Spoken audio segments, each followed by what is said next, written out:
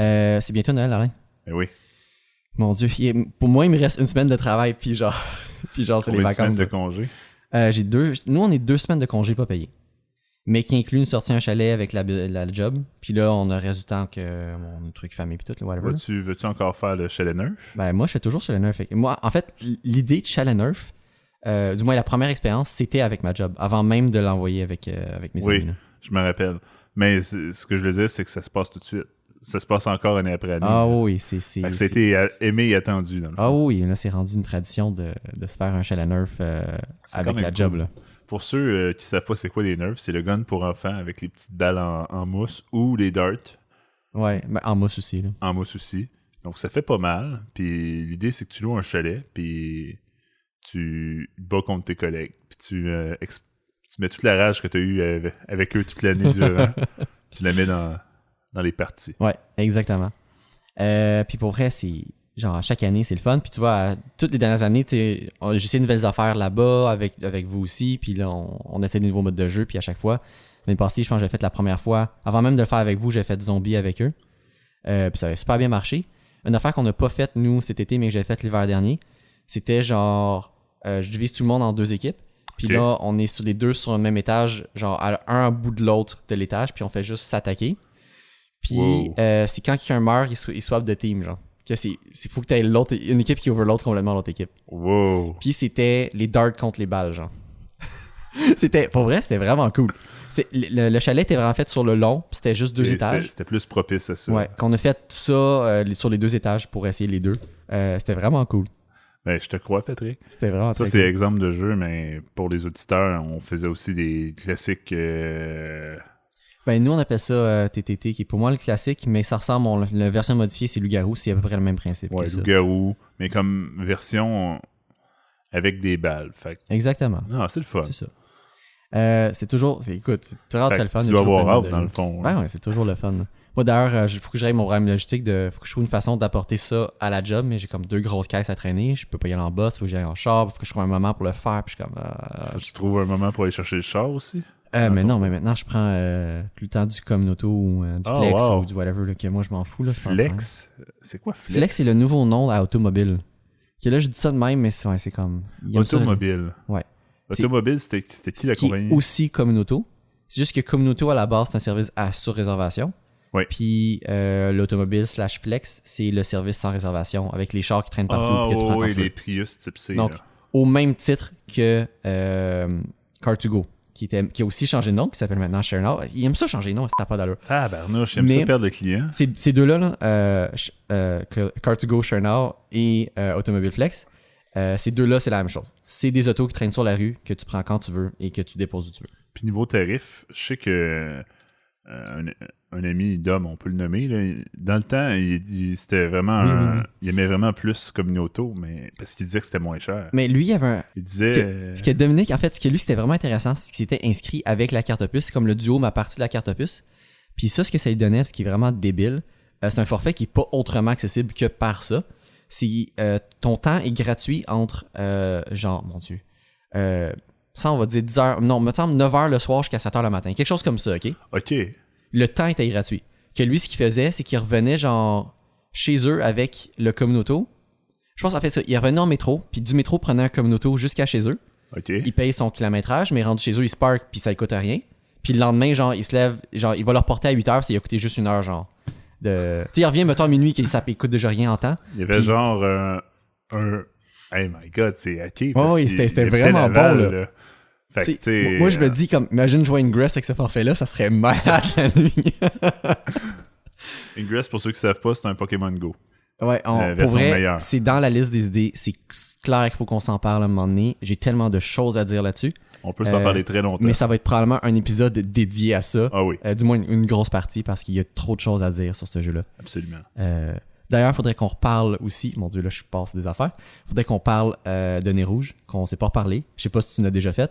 Oui. Non, je l'ai pas fait cette année parce que mon horaire est fou. C'est ça. On s'en reparle temps des fêtes. On s'en parle, oui, définitivement. Allez donner du temps à Nez Rouge. C'est vraiment le fun à faire. Je vous le conseille.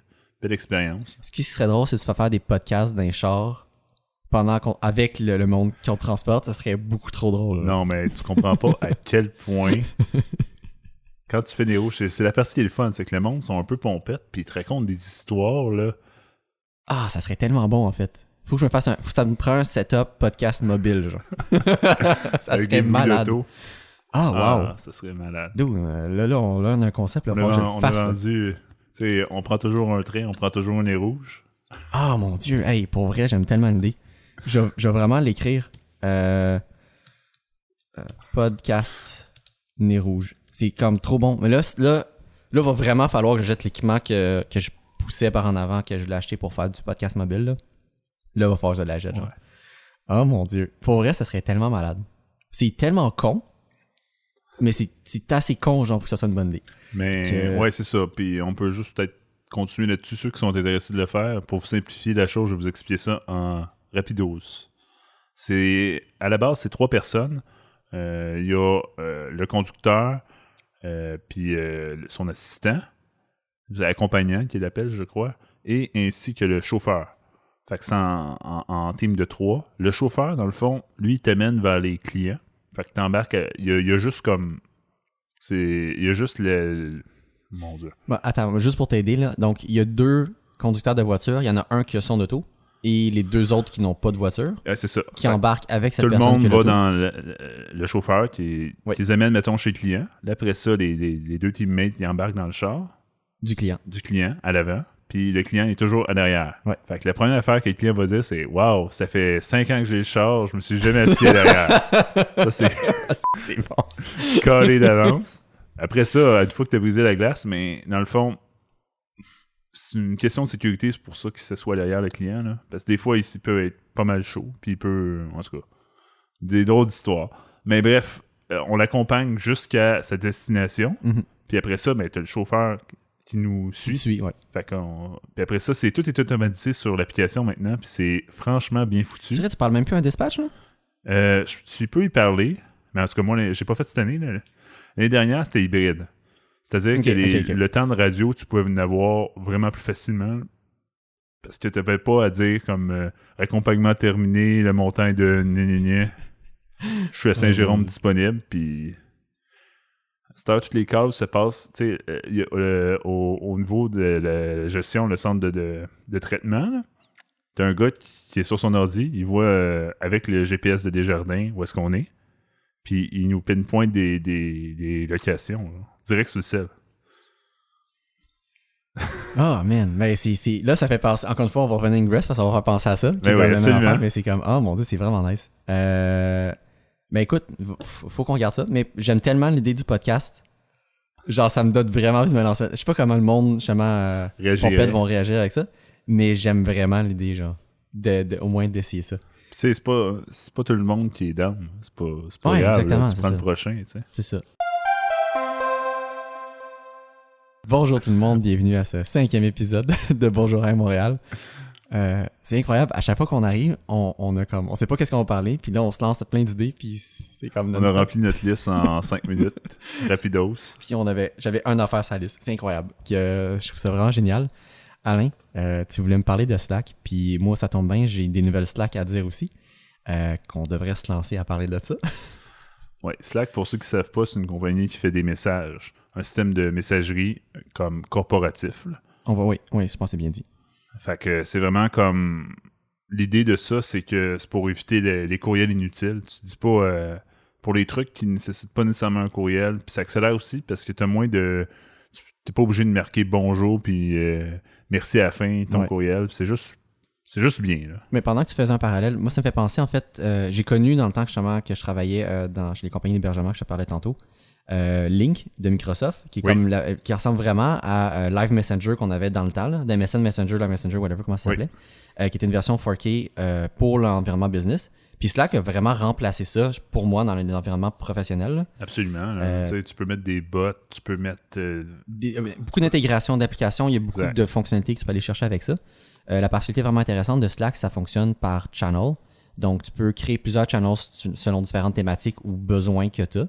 Et tu as aussi la messagerie privée directement avec des personnes ou avec des groupes de personnes que tu peux faire sur le tas selon les besoins que tu as. Puis évidemment, tout s'intègre super bien avec Android, iOS, Oui, des applications natives tablette, sur à peu près tous les OS. tous les OS, tous les devices. Puis c'est Exactement. web aussi. Mettons que ça Exactement. tente pas, là, C'est ça. puis le web, il marche bien. Ouais. T'sais, on va se le dire, là, Slack, ça marche bien. C'est une très bonne application. Oui. Malheureusement, c'est ça qu'on va en venir, là. Cool. Mais c'est cher.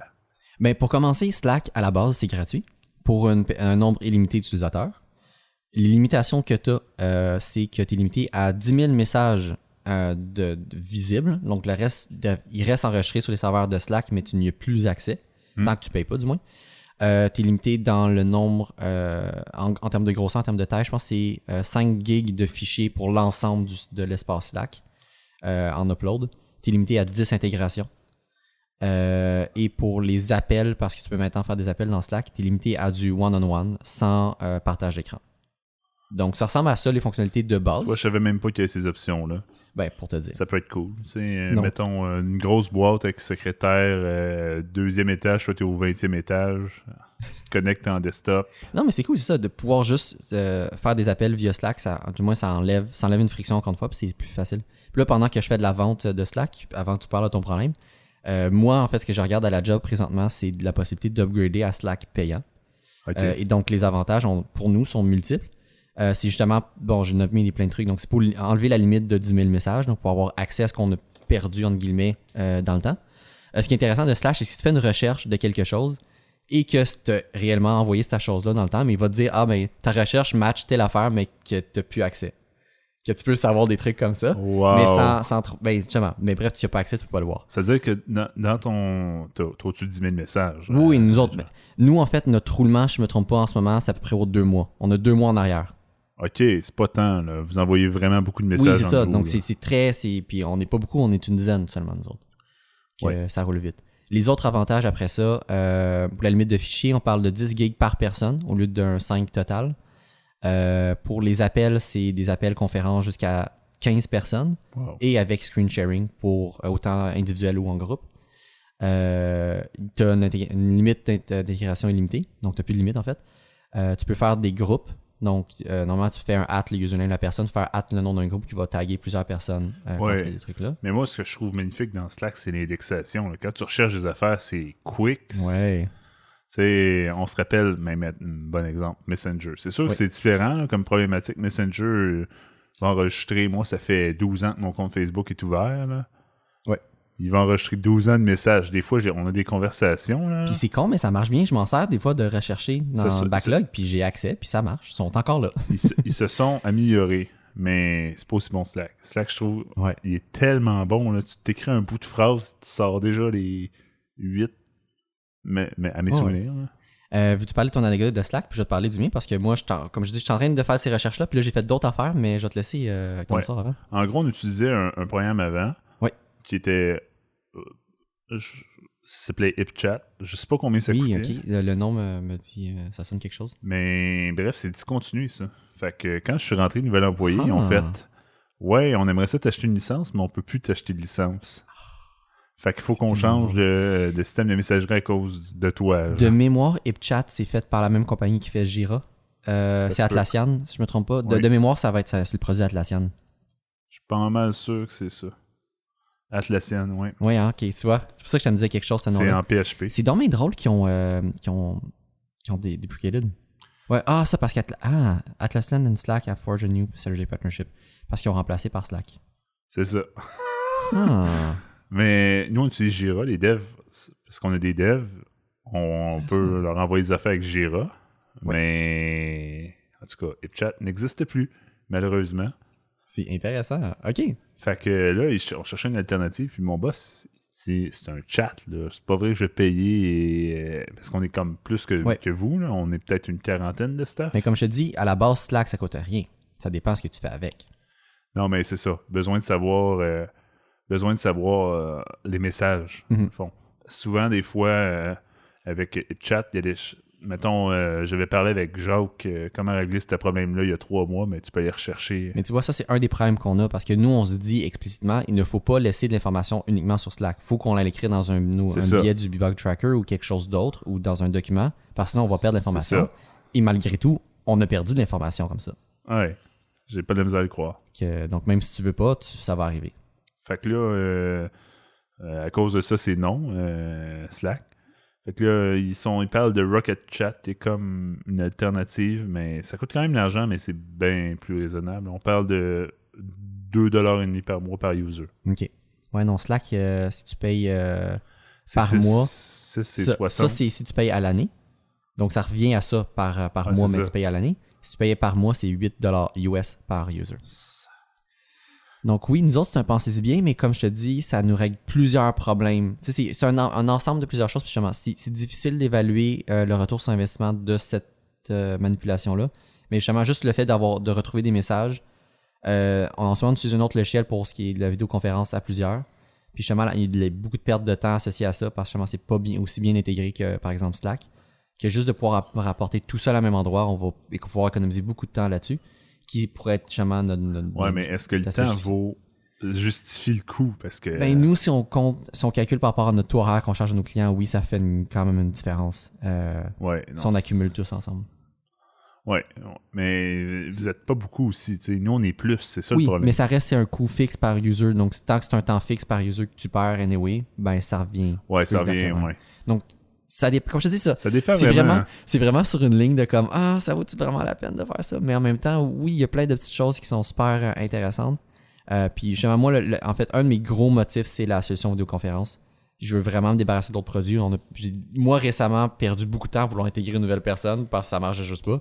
En bowling, je pense que c'est moi qui ne pesais pas sur le bon piton, mais l'interface est pas assez intuitive, ça a l'air. Qu'est-ce que même moi. Pour la vidéoconférence? Ça s'appelle Delico, c'est un truc qui est gratuit, ne coûte absolument rien en ce moment. Donc, encore une fois, c'est pour ça que c'est difficile de justifier un upgrade vers quelque chose de payant.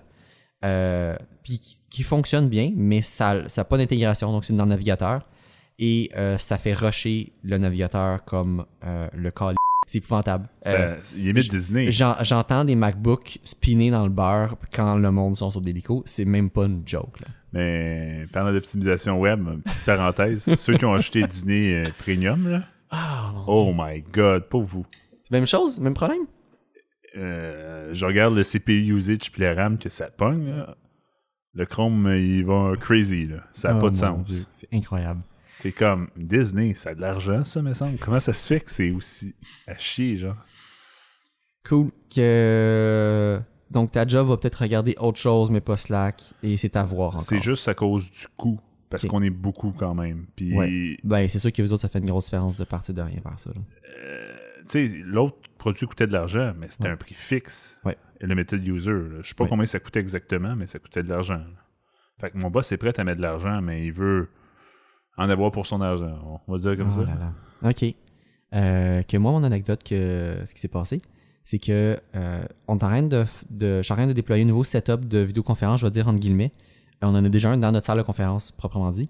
Mais nous, on fait des stand-up à tous les matins. Et ça arrive qu'il y a, en fait, maintenant fréquemment, qu'il y a du monde qui sont en distance pour faire les stand-up. Et là, quand ces matins-là se produisaient, on devait se déplacer dans la salle de conférence ou le faire juste dans notre espace de travail pour faire le stand-up.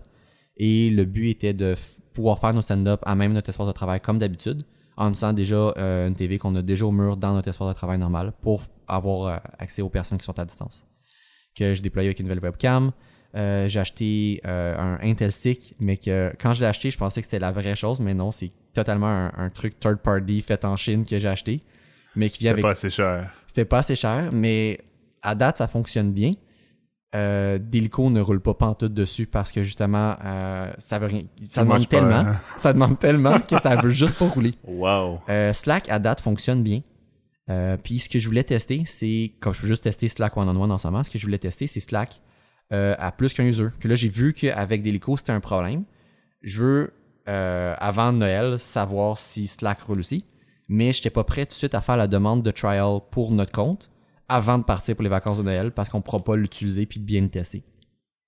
Qu'est-ce que j'ai fait? C'est que je voulais partir un autre Slack avec la version payante dessus. Puis je me rappelle dans le temps, quand j'ouvrais un Slack, quand je donnais un cours à l'ETS, des labs en fait à l'ETS, je faisais ça. Je partais un Slack. Puis juste à inviter du monde, il me donnait des crédits à chaque personne que j'invitais sur l'espace, que je pouvais remplir une classe complète puis avoir des crédits pour avoir pro pour la session. Puis je me suis dit, bon, on va faire la même chose, mais non, ça le fait plus maintenant. Ça le fait plus. Que ça, j'ai fait ça hier. Puis là, matin, je fais comment? Il doit bien avoir moyen d'aller chercher un coupon ou quelque chose. Que je google Slack coupon.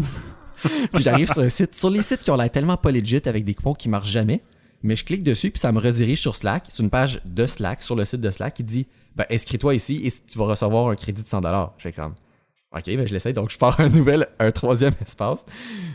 Puis ça a marché. Ça nous a donné 100$ de crédit. Il fallait quand même rentrer notre carte de crédit, mais si on le fait pour un mois, ça va coûter 0$. Puis on va avoir un Slack payant pendant un mois pour tester. Que demain matin, j'ai dans mes tâches de faire un stand-up distance. Là, je sais qu'il y en a un qui va être réellement à distance, mais j'en simulé 2 autres que je vais déplacer dans le bureau pour pouvoir tester ça à plusieurs et confirmer que l'appareil que j'ai acheté fonctionne réellement avec plusieurs personnes sur Slack puis que le rendering va se faire comme du monde. Franchement, ça, c'est nouveau, les capacités graphiques. Puis même CPU là, qui sont vraiment pas très très fortes. Afficher un dashboard statique, ça fonctionne excellent. Mais autrement, ça rush quand même. Plus de processeurs, là, de calcul, ça chie. Ça roule Windows, ça roule bien. Ça venait avec une licence Windows Pro. Ça venait avec. Wow. Et le produit m'a coûté 200$. Intéressant. À date, c'est quand même un bon produit. Intéressant. Ça va rester à voir s'il va te faire la run. Écoute, je vais pouvoir savoir demain si ça roule bien Slack à plusieurs personnes, si ça passe le seal of approval de la direction. Sinon, je vais devoir retourner à la planche à dessin, retourner cette affaire-là et peut-être aller voir vers quelque chose qui est plus dispendieux. Je regardais par exemple des Intel NUC. Ça, c'est vraiment des mini PC. Oui, mais ils coûtent cher. C'est plus la même gamme de prix. Là. Ce que je regardais, on parlait autour de 700$. C'est ça. Ouais. Que là, on vient d'augmenter, mais moi, je suis sûr qu'avec ça, ça va marcher. Oui, on se comprend. Donc voilà, c'est ça mon aventure Slack. La mienne était moins de péripéties.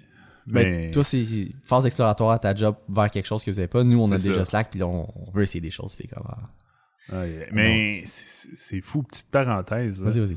Le coût par qu'est-ce que tu utilises pour ta bureautique? Vous êtes sur Google, vous autres? Nous autres, on est G Suite. Donc, courriel, c'est surtout comme le gros morceau, c'est ça. Mais évidemment, tous les documents collaboratifs dans Google Drive, c'est excellent. Là, tous nos trucs passent par ça aujourd'hui. On fait très, très peu de Word Excel, même si on les a comme logiciel installé. Là. Fait que, mettons, toi, tu vas ouvrir un Google Doc, puis tu vas écrire tes affaires, puis tu vas faire ton formatage aussi là-dessus. À peu près, autant que possible, tout ce qu'on peut faire, qui n'a vraiment pas besoin d'autre chose, on va le faire là-dedans. Quasiment toutes les spreadsheets qu'on utilise vont être là-dedans aussi, là, sans problème. Là. OK. C'est vraiment quand tu veux faire de la mise en... Mettons un contrat, une soumission, whatever. Oui. Tu veux de quoi de propre. Là, notre logiciel de business va générer des Word qu'on va downloader après ça. Puis là, oui, ça va être vraiment du Word, faire le formatage final. Mais à peu près tout... je veux dire quasiment 90%, je pense, du stock se fait directement dans les logiciels de Google, de la suite Google. Fait que, dans le fond, OK. Nous, à ma job, on n'utilise pas la suite Google. OK. Nos courriels sont... C'est quoi? Zimbra, je pense que ça s'appelle. Jamais entendu parler. Zimbra, mais... c'est quand même utilisé beaucoup dans les universités. C'est un produit qui est quand même stable. Mm-hmm. Mais c'est ça. OK. Mais ça marche super bien. J'ai cliqué connecté. C'est payant? Oui, c'est payant. C'est payant ça aussi? OK. C'est payant, sauf que c'est des alternatives qui sont plus genre, j'ai un serveur, je paye pour le service. Ouais. J'alloue des ressources. Puis tu sais, j'ose chez nous. C'est self-host, c'est ça. C'est ça. Fait que c'est pas toujours moins cher. C'est un des désavantages de Google et Slack. D'ailleurs, il n'y a pas de-on-premise à faire avec ça. C'est vraiment que cloud. C'est ça. Donc. Ça aussi, c'est un des affaires pourquoi Slack c'était off the grid. Parce qu'il n'y a pas d'on-premise. Mon boss voulait garder le data local. Puis j'imagine que HipChat c'était on-premise. Oui, aussi. C'est ça. Parce qu'il produit Atlassian, tu as toujours eu le choix entre les deux. Absolument. Desjardins, qui est encore revenu des nouvelles cette semaine pour maintenant nous annoncer qu'en plus de tous les clients bancaires de Desjardins, ben, il y a maintenant les clients de carte de crédit qui ne sont pas chez Desjardins, qui sont aussi affectés par cette fuite de données-là. Comment tu peux sortir ça sur des USB sticks? Pour moi, là, ça me... Ben, ça a l'air qu'ils n'ont pas la sécurité de la NSA qui a failli... Je juste vu le film de mon Dieu, de Snowden, ouais. T'as vu le... Oui? Non, j'ai pas vu le film. Ah, mais ok. Mais c'est un truc le fun dans le film. Je vais pas spoiler, désolé, parce que j'ai une spoilé. Mais dans le film, je sais pas si c'est réellement ça qui s'est passé. Pour sortir le data, il y avait un Rubik's Cube qui a mis une carte micro SD à l'intérieur. Puis au moment de passer la sécurité, il l'a juste lancé au gardien de sécurité pour genre juste passer avec le... Ben, en tout cas, donc il n'a pas passé dans le détecteur de métal. Lui, il n'est pas passé avec lui. Donc, ça le skip la sécurité comme ça. Puis ils n'ont pas pu détecter qu'il y avait ça. Ouais, penses-tu qu'il y a des détecteurs de métal chez Desjardins? Ben, là, c'est pas juste détecteur de métal, là, c'est des détecteurs vraiment plus fancy que ça, mais j'imagine que non. Ouais, c'est ça. J'imagine parce qu'ils n'ont pas la sécurité fancy là, de ça. Mais, tu sais, comme moi, mon ancien employeur utilisait une affaire, là, tu pouvais pas sortir de documents. Là. C'était vraiment comme... Les machines étaient physiquement lockdown, j'imagine que c'est ça que tu veux dire? Les ports USB étaient utilisables, mais tout ce que tu... juste en lecture. Ouais. Tout ce qui était écriture, ça pouvait pas. À moins que tu... C'est vraiment intéressant, ça, comme limitation. Okay. C'est ça. OK. Puis même en lecture, genre... Pas tout, tu pouvais le rentrer. Là. Genre, si c'était moindrement un... Il passait l'antivirus dessus, puis si moindrement il détectait c'était du code ou des exe, oublie ça. Des ISO aussi. Ça me faisait partie... C'était... Tu sais, ça nous forçait à utiliser comme le network pour partager des fichiers. Je pouvais pas comme... Tu sais, souvent tu as le réflexe, mettons, tu veux... aller réparer un ordi, je faisais une clé bootable. Puis tu vois, tu dis ça, mais j'avoue qu'il réparait un ordi. J'ai jamais été une job assez technique pour avoir besoin de clé USB pour faire ce genre de choses-là. Puis oui, j'imagine que ce département-là a des exceptions pour ce genre de travail-là. Quoique peut-être avec un PBX ou... c'est... PXE, en tout cas, je sais pas le nom. IPXE, exactement. C'est ça. Fait que quand j'ai voulu faire mes affaires, ça marchait pas. J'étais voir mon boss, j'ai dit... Lui, il m'a répondu, mais pourquoi tu n'utilises pas le PXE comme tout le monde, tu sais? Parce que tu le savais pas. PXE qui est très technique comme terme, mais qui est... En gros, quand tu démarres l'ordinateur, tu peux te connecter à ça pour réparer l'ordinateur. Ouais. Mais ça permet de booter, donc de démarrer sur le réseau. Ouais. Non, moi, dans tous les jobs que j'ai eu, j'ai toujours un espace de stockage, soit le NFS, mais de Windows, là, donc un disque partagé. SMB? Ben, c'est pas du Samba, là. En tout cas, c'est comme d'autres termes utilisés dans le cadre business, mais bref. Un disque partagé sur le réseau. Ou maintenant avec Google ou whatever. J'ai toujours eu quelque chose sur le network pour pouvoir passer directement par les réseaux. J'ai jamais besoin de clé USB. Donc non, c'est jamais quelque chose que j'ai eu le réflexe à faire dans un environnement de travail. Mais intéressant. Donc oui, Desjardins qui nous annonce ça cette semaine. Puis là, ça a l'air, en plus de tous ces clients-là, ben ils vont aussi étaler leur protection qu'ils donnent gratuitement aux clients d'assurance puis d'autres clients comme ça aussi. Ils ont dit tout le monde est couvert. Ben, tout le monde est couvert. On prend plus de chance, on va couvrir tout le monde. On va couvrir tout le monde, tu sais. C'est incroyable. Pour vrai, cette histoire-là est capotante, mais c'est ça. Je veux dire, tu travailles dans une business, tu as accès à du data, ce scénario-là peut se produire à peu près n'importe où. Il n'y a pas grand-chose que tu peux faire contre ça. Là. Ça peut arriver encore n'importe où, tout le temps. N'importe quelle banque, mais n'importe quelle compagnie qui handle des données sensibles. Puis on s'entend, ça, c'est pas les données bancaires ou whatever, c'est juste les profils des personnes. Genre ta fiche d'information client que tu peux avoir sur n'importe quelle compagnie qui est bancaire ou pas bancaire. N'importe quelle place tu as fait affaire. Si tu as fait un concessionnaire de voiture, tu as un profil là-bas aussi. Puis tu peux avoir du leak de données. Ben oui, absolument. Puis arriver à la même chose. Là. Absolument, c'est arrivé avec Equifax d'ailleurs. Là. Oui, mais c'est ça. Mais là, Equifax, ouais, ça. Puis, mon Dieu, c'est juste. Mais ça, il faut faire une distinction. Ce qui est arrivé avec Equifax, c'est pas la même chose. Chez Desjardins, c'est un employé à l'interne qui avait accès à l'information qui l'a sorti. Equifax, c'est vraiment un breach de sécurité. C'est une attaque externe qui a eu lieu. Qui a réussi à passer parce que le système n'était pas tout à fait c'était une très mauvaise sécurité. Ou pour pas dire qu'il n'y avait pas de sécurité. Mais bref, Desjardins, c'est vraiment un employé interne. Et donc, ça peut arriver n'importe où. C'est d'ailleurs la façon la plus facile de rentrer dans un système. Là. Tu sais, on demande ça à l'école. Là. Tu laisses une clé USB proche d'un bureau. Là. Tu peux être quasiment des taux de succès de 100%. Là. Il y a un employé qui va la prendre, puis quand il va arriver à son bureau, il va la plugger dedans pour savoir c'est quoi. Pour savoir les magnifiques trucs de mon prof de sécurité à l'université, il a fait des conférences au NordSec. En fait, à chaque année, il fait des conférences au NordSec. Et je pense que la meilleure, un des trucs qui est exactement ce qu'il vient de dire, qui est déjà raconté, puis qui est magique, c'est en plus de faire un drop de USB key, tu vas dropper la USB key avec un token RSA. Donc, un tag RSA pour avoir un one-time code. Là, je parle très spécifique, mais bref, la raison pourquoi tu fais ça, c'est que ça va toujours... Le monde va voir ça, ils vont faire comme Ah, je sais pas c'est quoi. Puis ils vont aller voir le sysadmin. Puis le sysadmin, il va voir ça. Et lui, il va brancher la clé USB. Oh, wow! Évidemment, le sysadmin a plus d'accès qu'un utilisateur régulier. Donc, c'est pour ça que ça permet de faire un targeting très, très spécifique à la personne que tu veux targeter. Tu vois, ça aurait pas passé avec justement le USB block qu'on a à Job. Ce qui est parfait. Mais, puis l'autre affaire, les courriels. Les courriels étaient aussi à l'interne, mon ancien job. Puis si t'avais genre plus que je sais pas trop combien de mots, oui. Le courriel, mon boss approuvait les courriels sortant de tout le monde. J'ai pas compris ça. Wow, c'est toi qui as une pièce jointe, il fallait que ça soit approuvé par lui avant qu'il sorte. Puis les users étaient habitués, là. Fait que souvent, genre, quand mon boss avait une urgence, il avait moins de temps de checker, là, il y a de quoi qui pétait, whatever. Fait que les users, ils appelaient ou ils disaient « Ouais, mon courriel s'est pas rendu, peux-tu l'approuver, s'il te plaît? » Là, je vais te poser quelque chose, parce que c'est quand même drôle. Je sais de voir, OK, là, c'est moyen de contenter ton affaire. D'après tous les courriels business que je vois, le monde ont toujours des photos du logo de l'entreprise ou whatever dans le courriel. Mais ça, c'est une pièce jointe. OK? Oui. Est-ce que ton système bloqué ou laissé passer ça? Mais si c'est à l'interne, ça va être scanné puis approuvé. Okay. Lui, c'est pour le leak de données sortant. Oui, mais j'envoie un courriel à l'externe à un client, puis moi, dans ma signature, j'ai le logo de l'entreprise. Il pouvait whitelister des pièces, I guess. Là. Sinon, ce serait bien trop câble. Parce que j'allais dire, si il autorise, mettons, des images à sortir, mais tu pourrais mettre du stock dans l'image. Dans l'image, oui. Que...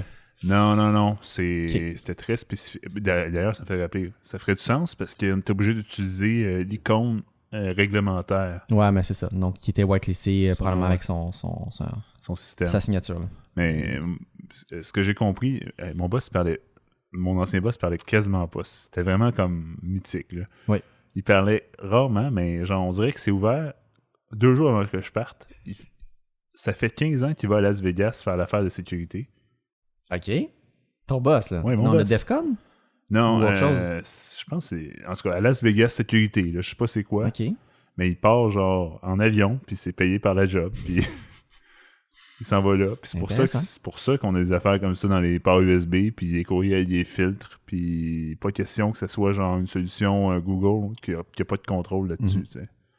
Intéressant. C'est très, je veux dire, parano, entre guillemets. C'est pas injustifié, mais je comprends, mais c'est quand même dans le plus extrême. C'est dans le plus extrême, que j'ai entendu dire dans un mais travail. Tu vois, je parle de ça plein de monde, puis ils sont comme tabarnouche, c'est un génie ou génie / maniaque du contrôle. Là. Oui, ça, je vois pas comme un control freak, je vois la raison en arrière de ça, qui peut être justifiée. Il trosse pas ses users. Ouais, qui était ça l'autre chose. Mais tu vois, ça dépend dans quel genre d'environnement tu travailles. Le trust, moi, ça serait pas d'un point de vue malicieux, mais d'un point de vue ignorance. Que oui, je peux voir que des users ignorants peuvent représenter un danger dans un réseau, dans une entreprise. Après ça, c'est de la sensibilisation, de la formation. Mais oui, je vois le raisonnement derrière de ça, même si je trouve ça quand même extrême. Ah, c'est extrême, oui. Mais tu sais, c'était une petite PME, puis on était 3 en informatique. Fait que, il y avait les moyens de mettre le contrôle qu'ils voulaient, tu sais. Ouais. Très spécial. Wow. OK. Ben, c'est une petite capsule sécurité par rapport avec Réaction Desjardins. Mais Desjardins, ça n'aurait pas passé. Il n'y aurait juste pas pu dropper. Ah, c'est ça, tu peux pas dropper de fichiers dans tes clés USB. C'est juste en lecture. Mettons qu'un client il arrive, il veut te montrer un projet. Il va se faire... Écoute, il y a toujours plein de façons de sortir du stock. Je trouve ça quand même intéressant, mais ça, je connais pas l'histoire, je sais même pas comment c'est passé, mais si tu me dis que c'est par clé USB... C'est par clé USB. C'est la seule affaire qu'on sait, d'ailleurs. Là. C'est que c'était par clé USB. C'est un peu malheureux ou dommage comment c'est passé, mais c'est ça. Mais c'est parce qu'il a réussi à query tous les clients, tous leurs noms, toutes leurs adresses, toutes leurs NAS. Ça, tu vois, c'est d'un point de vue... Encore une fois, c'est difficile, mais je vois de mon point de vue, moi, dans mon entreprise, on est loin d'avoir comme des installations, un volume ou une envergure pour quelque chose comme ça. Mais tu sais, c'est le genre de choses qui aurait dû lever un flag à la base, quelqu'un qui fait ce genre d'opération-là. Absolument. Tu sors toute la liste de tout. Oui, pourquoi? Ça te prend des systèmes qui vont regarder les logs et ça aurait dû lever un flag. Mais c'était un analyste, par contre. Tu sais, c'était quelqu'un qui était placé pour sortir les données. Mais tu vois... Ouais, je comprends. Je comprends ce que tu dis. Mais tu vois, c'est ça. Que peut-être à ce point de vue-là, c'était normal comme tâche. Là où c'est pas normal, c'est que ça l'a sorti de la machine, son poste de travail. Absolument. Donc, bref, c'est malheureux. Ça a l'air qu'il y a plus de victimes. Du moins, encore une fois, c'est des victimes potentielles. C'est difficile comment c'est raconté aux nouvelles parce que Ça veut pas dire que cette data-là est sortie, qui a été actually vendue et qu'il y a du monde qui l'ont utilisé. Ça fait partie des risques de la chose, mais il y a rien qui prouve que ça a été fait réellement. Absolument. Puis pour ceux qui se sont... Moi, combien je parle à du monde, ils sont avec Desjardins, je leur dis, tu inscris à Equifax? Ils font non. Puis tu sais, si tu le fais pas d'ici la fin de l'année, t'as pas pas la protection. Exactement. Je devrais... En fait, tu me dis ça, je me suis pas inscrit via Desjardins, mais je devrais le faire juste pour l'avoir, la protection. Là, je fais des signes de guillemets avec mes doigts. Mais moi, je regarde déjà mon crédit avec Borrowell, qui est un service gratuit. Je pense... Non, c'est Equifax, là. Mais Desjardins, c'est pas avec TransUnion, en fait, la protection? La protection, moi, je me suis inscrit avec Equifax. OK. Bon, mais je me suis... Mais quand je suis sur l'app, c'est TransUnion. Bon, c'est fait que d'après moi, ils font les affaires avec les deux. Donc, le service que moi je suis qui s'appelle Borrowell, donc il donne pas de protection en tant que tel, mais ça permet de voir ton dossier de crédit, de voir ta cote et de voir les différentes dettes que tu as un peu partout. Puis de voir justement si... Ça, c'est un service payant? C'est entièrement gratuit. Ce service-là fait de l'argent en voulant te vendre du crédit. Donc, ils ont accès à tes données, puis ils essaient de te vendre des cartes ou des marges ou whatever. Mais évidemment, tu le prends pas, ça non, coûte rien. Puis je veux dire, le service, il te fait pas chier non plus. Là. C'est pas comme trop spammy. Okay. Il m'envoie un courriel de temps en temps pour me dire que ma cote a changé. Puis c'est parce que je veux recevoir ce courriel-là.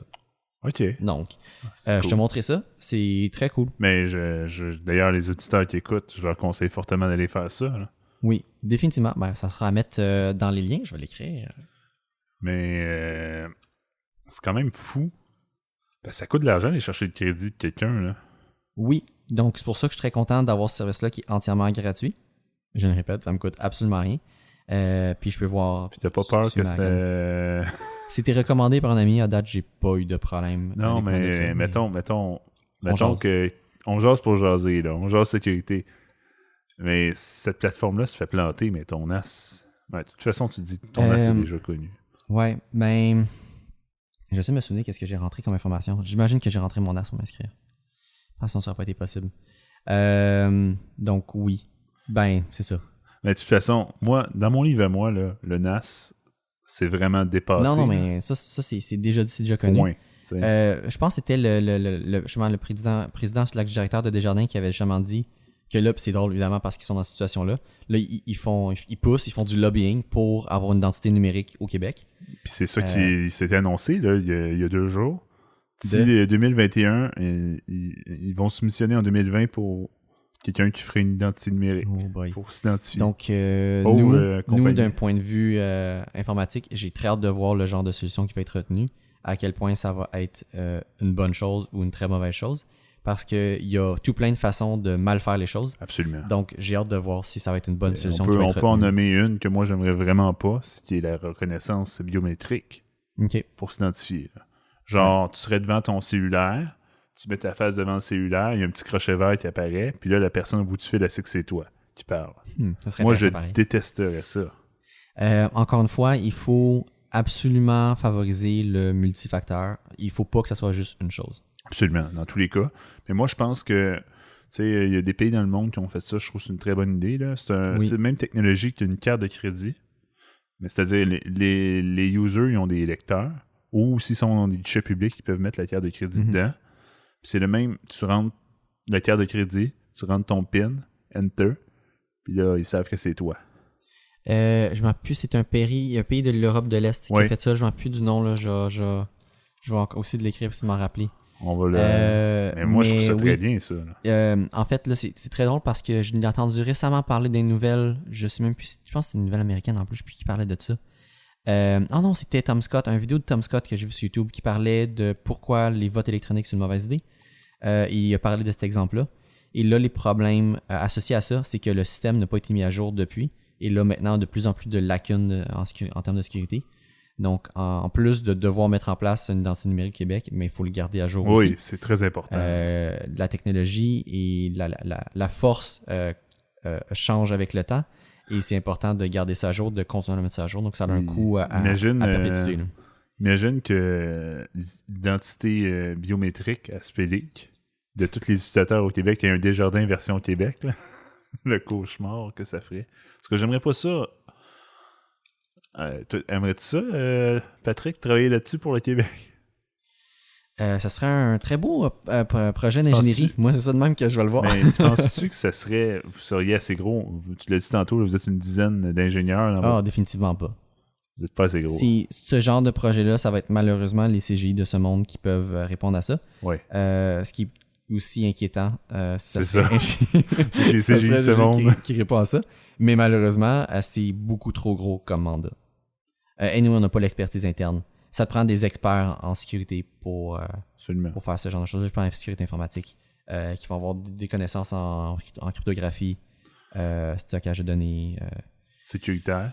Oui, c'est ça. Donc, c'est plein de choses, mais oui, on est loin de ça. Puis encore une fois, tu as parlé, toi, d'un exemple d'implémentation qui est biométrie et tout. Je sais même pas comment ça fonctionne, ce système-là. Je comprends le concept, mais je sais même pas concrètement c'est quoi. C'est juste que dans l'article, il parlait qu'il savait pas comment, puis que c'était une option sur la table. OK. Mais j'ai hâte de voir ça aller. Définitivement, c'est une très bonne chose. Ça fait longtemps qu'on a un problème contre le Canada, c'est un problème que les États-Unis ont parce qu'ils ont à peu près le même système que nous. Les États-Unis, c'est encore pire. Sais-tu pourquoi? Vas-y, Alain. Les 4 derniers numéros, c'est que t'as. Je pense que les 2 derniers, c'est ton hôpital qui a comme un code. Ah. Puis les 2 derniers chiffres, c'est le combienième bébé t'es né dans la journée dans l'hôpital. Mais tu vois, nos numéros sont pas mieux parce qu'ils sont incrémentales. Donc, tu peux juste incrémenter de 1 et tu vas tomber sur un numéro qui existe. Ce qui est tout à fait tu vas pas terrible, savoir c'est qui. Non, mais c'est un numéro qui existe. Il faudrait idéalement que ce soit des numéros non séquentiels. En fait, ça, je veux dire, le mot, là. Ouais, numéros un peu comme les cartes de crédit. Que tu peux pas... Exactement, oui. Le phishing, mais au téléphone. Ah oui. Donc, on va appeler le vishing, qui est le terme anglophone, mais qui est vraiment du hameçonnage au téléphone, qui est définitivement un problème. Le classique, je pense que c'est là que j'entends le plus souvent de mes proches, c'est le fameux scam de l'Agence du revenu du Canada, qui revient, que j'entends souvent, qu'on te dit au téléphone qu'on va te poursuivre en justice parce que tu as des dettes, rappeler tel numéro, whatever. Et ça, c'est des scams très connus. Et il y a plein de façons comme ça de scammer, d'hameçonner du monde. Donc, c'est ça. Puis, et à l'inverse, quand tu appelles à des places, les méthodes utilisées pour valider ton identité sont aussi épouvantables et très faibles. Ils utilisent à peu près que des informations connues. Ton AS, ta date de naissance. Date de naissance, ton adresse, le nom de famille de ta mère. Je veux dire, tu as un compte Facebook, le monde savent tout les questions qu'ils vont te poser. Là. Absolument. Donc, morale de l'histoire, bon, pour l'identification, quand tu appelles à des places, il n'y a pas grand-chose qui peut faire autre que le service lui-même te fournir une façon de t'identifier précise. Il y a certains services, je peux penser à PayPal, qui va te donner un token unique. Quand tu te connectes ton compte, tu as un numéro qui va être dans ton compte que tu peux utiliser pour t'identifier. Oui. Donc ça, c'est excellent comme façon de faire. Il me semble Netflix, le support technique, qui appelle le support technique Netflix, mais a le même système. Nous, c'est pareil. La première affaire qu'on demande aux clients, c'est son numéro de support. Bon, mais excellent. Tu changes à chaque semaine. Ce qui est excellent. Excellent. C'est pas un one-time use? Non, ça change à chaque semaine. Ça, bon, OK. C'est mieux que rien. Pour vrai, c'est sur la ligne d'être excellent. Je comprends pas pourquoi c'est pas un truc qui serait un request pour un one-time use, mais bon. Je pense que ça commence à être codé. Là. Ouais. Mais effectivement, je pense que ça nous évite aussi des clics du management. Mais quand le client est rendu à nous donner notre access code, c'est qu'il a accès au compte. Là. Ouais, excellent. On sait que c'est lui. C'était un problème chez l'hébergeur que j'ai travaillé. Faire l'identification de monde, on littéralement refusait de faire du service au téléphone parce qu'on n'avait pas de façon puis on n'était pas formé pour faire l'identification de personnes. C'est ça. Mais nous, tu sais, quand il y a un ticket, si le ticket vient du même... il était fait via notre site web, c'est important. Là, dans l'espace client, mais je le sais, puis je peux cliquer pour voir son profil direct. Fait que je sais que c'est lui. Ouais. Mais s'il le fait par mail, parce que tu peux envoyer des tickets par mail, mais j'ai pas ce pop-up-là. Ça paraît. Fait que là, c'est comme warning, il faut que tu notifies le client. Même chose, on a un chat Facebook Live. Même chose, il faut que tu notifies le client, on leur demande. C'est intéressant parce que ça me fait penser quand je travaillais, encore une fois, chez l'hébergeur. J'avais à l'interne, moi, regardé pour un problème, pour ce que tu viens de décrire, d'une manière que si le client connaît le format du courriel qui est généré par le panneau de support client, et envoie exactement le même truc, c'est ça. Ben, aux yeux du système, c'est un courriel qui est entièrement légitime. C'est ça, exactement. Puis j'avais testé ce scénario-là et effectivement, ça fonctionnait très bien. Absolument. C'est qu'on était de genre un peu back engineering, regarder les trames quand t'envoies, tu es de voir l'adresse en clair, puis et voilà. Donc, Donc, pour revenir à mon histoire de hameçonnage téléphonique, donc, il faut que les compagnies Puis idéalement, les banques devraient avoir un truc comme ça, une façon de t'identifier au téléphone, donc eux peuvent t'identifier. Et à l'inverse, malheureusement, quand toi, tu reçois un téléphone de quelque chose, même si ton afficheur te dit que c'est ça, la seule chose à faire, c'est prendre les informations que la personne te donne, de raccrocher et de rappeler au numéro que toi, tu connais. Tu ne fais même pas callback sur le numéro sur ton téléphone. Tu vas retrouver le numéro du téléphone. Par exemple, la banque prend le numéro qui est sur ta carte de guichet ou la carte de crédit et appelle ce numéro-là. Et à la limite, tu es capable d'aller chercher le poste de la personne là où il va-y, mais sinon, attends à nouveau pour parler à un représentant. Parce que sinon, il n'y a pas de façon de valider que la personne t'appelle. C'est légitime.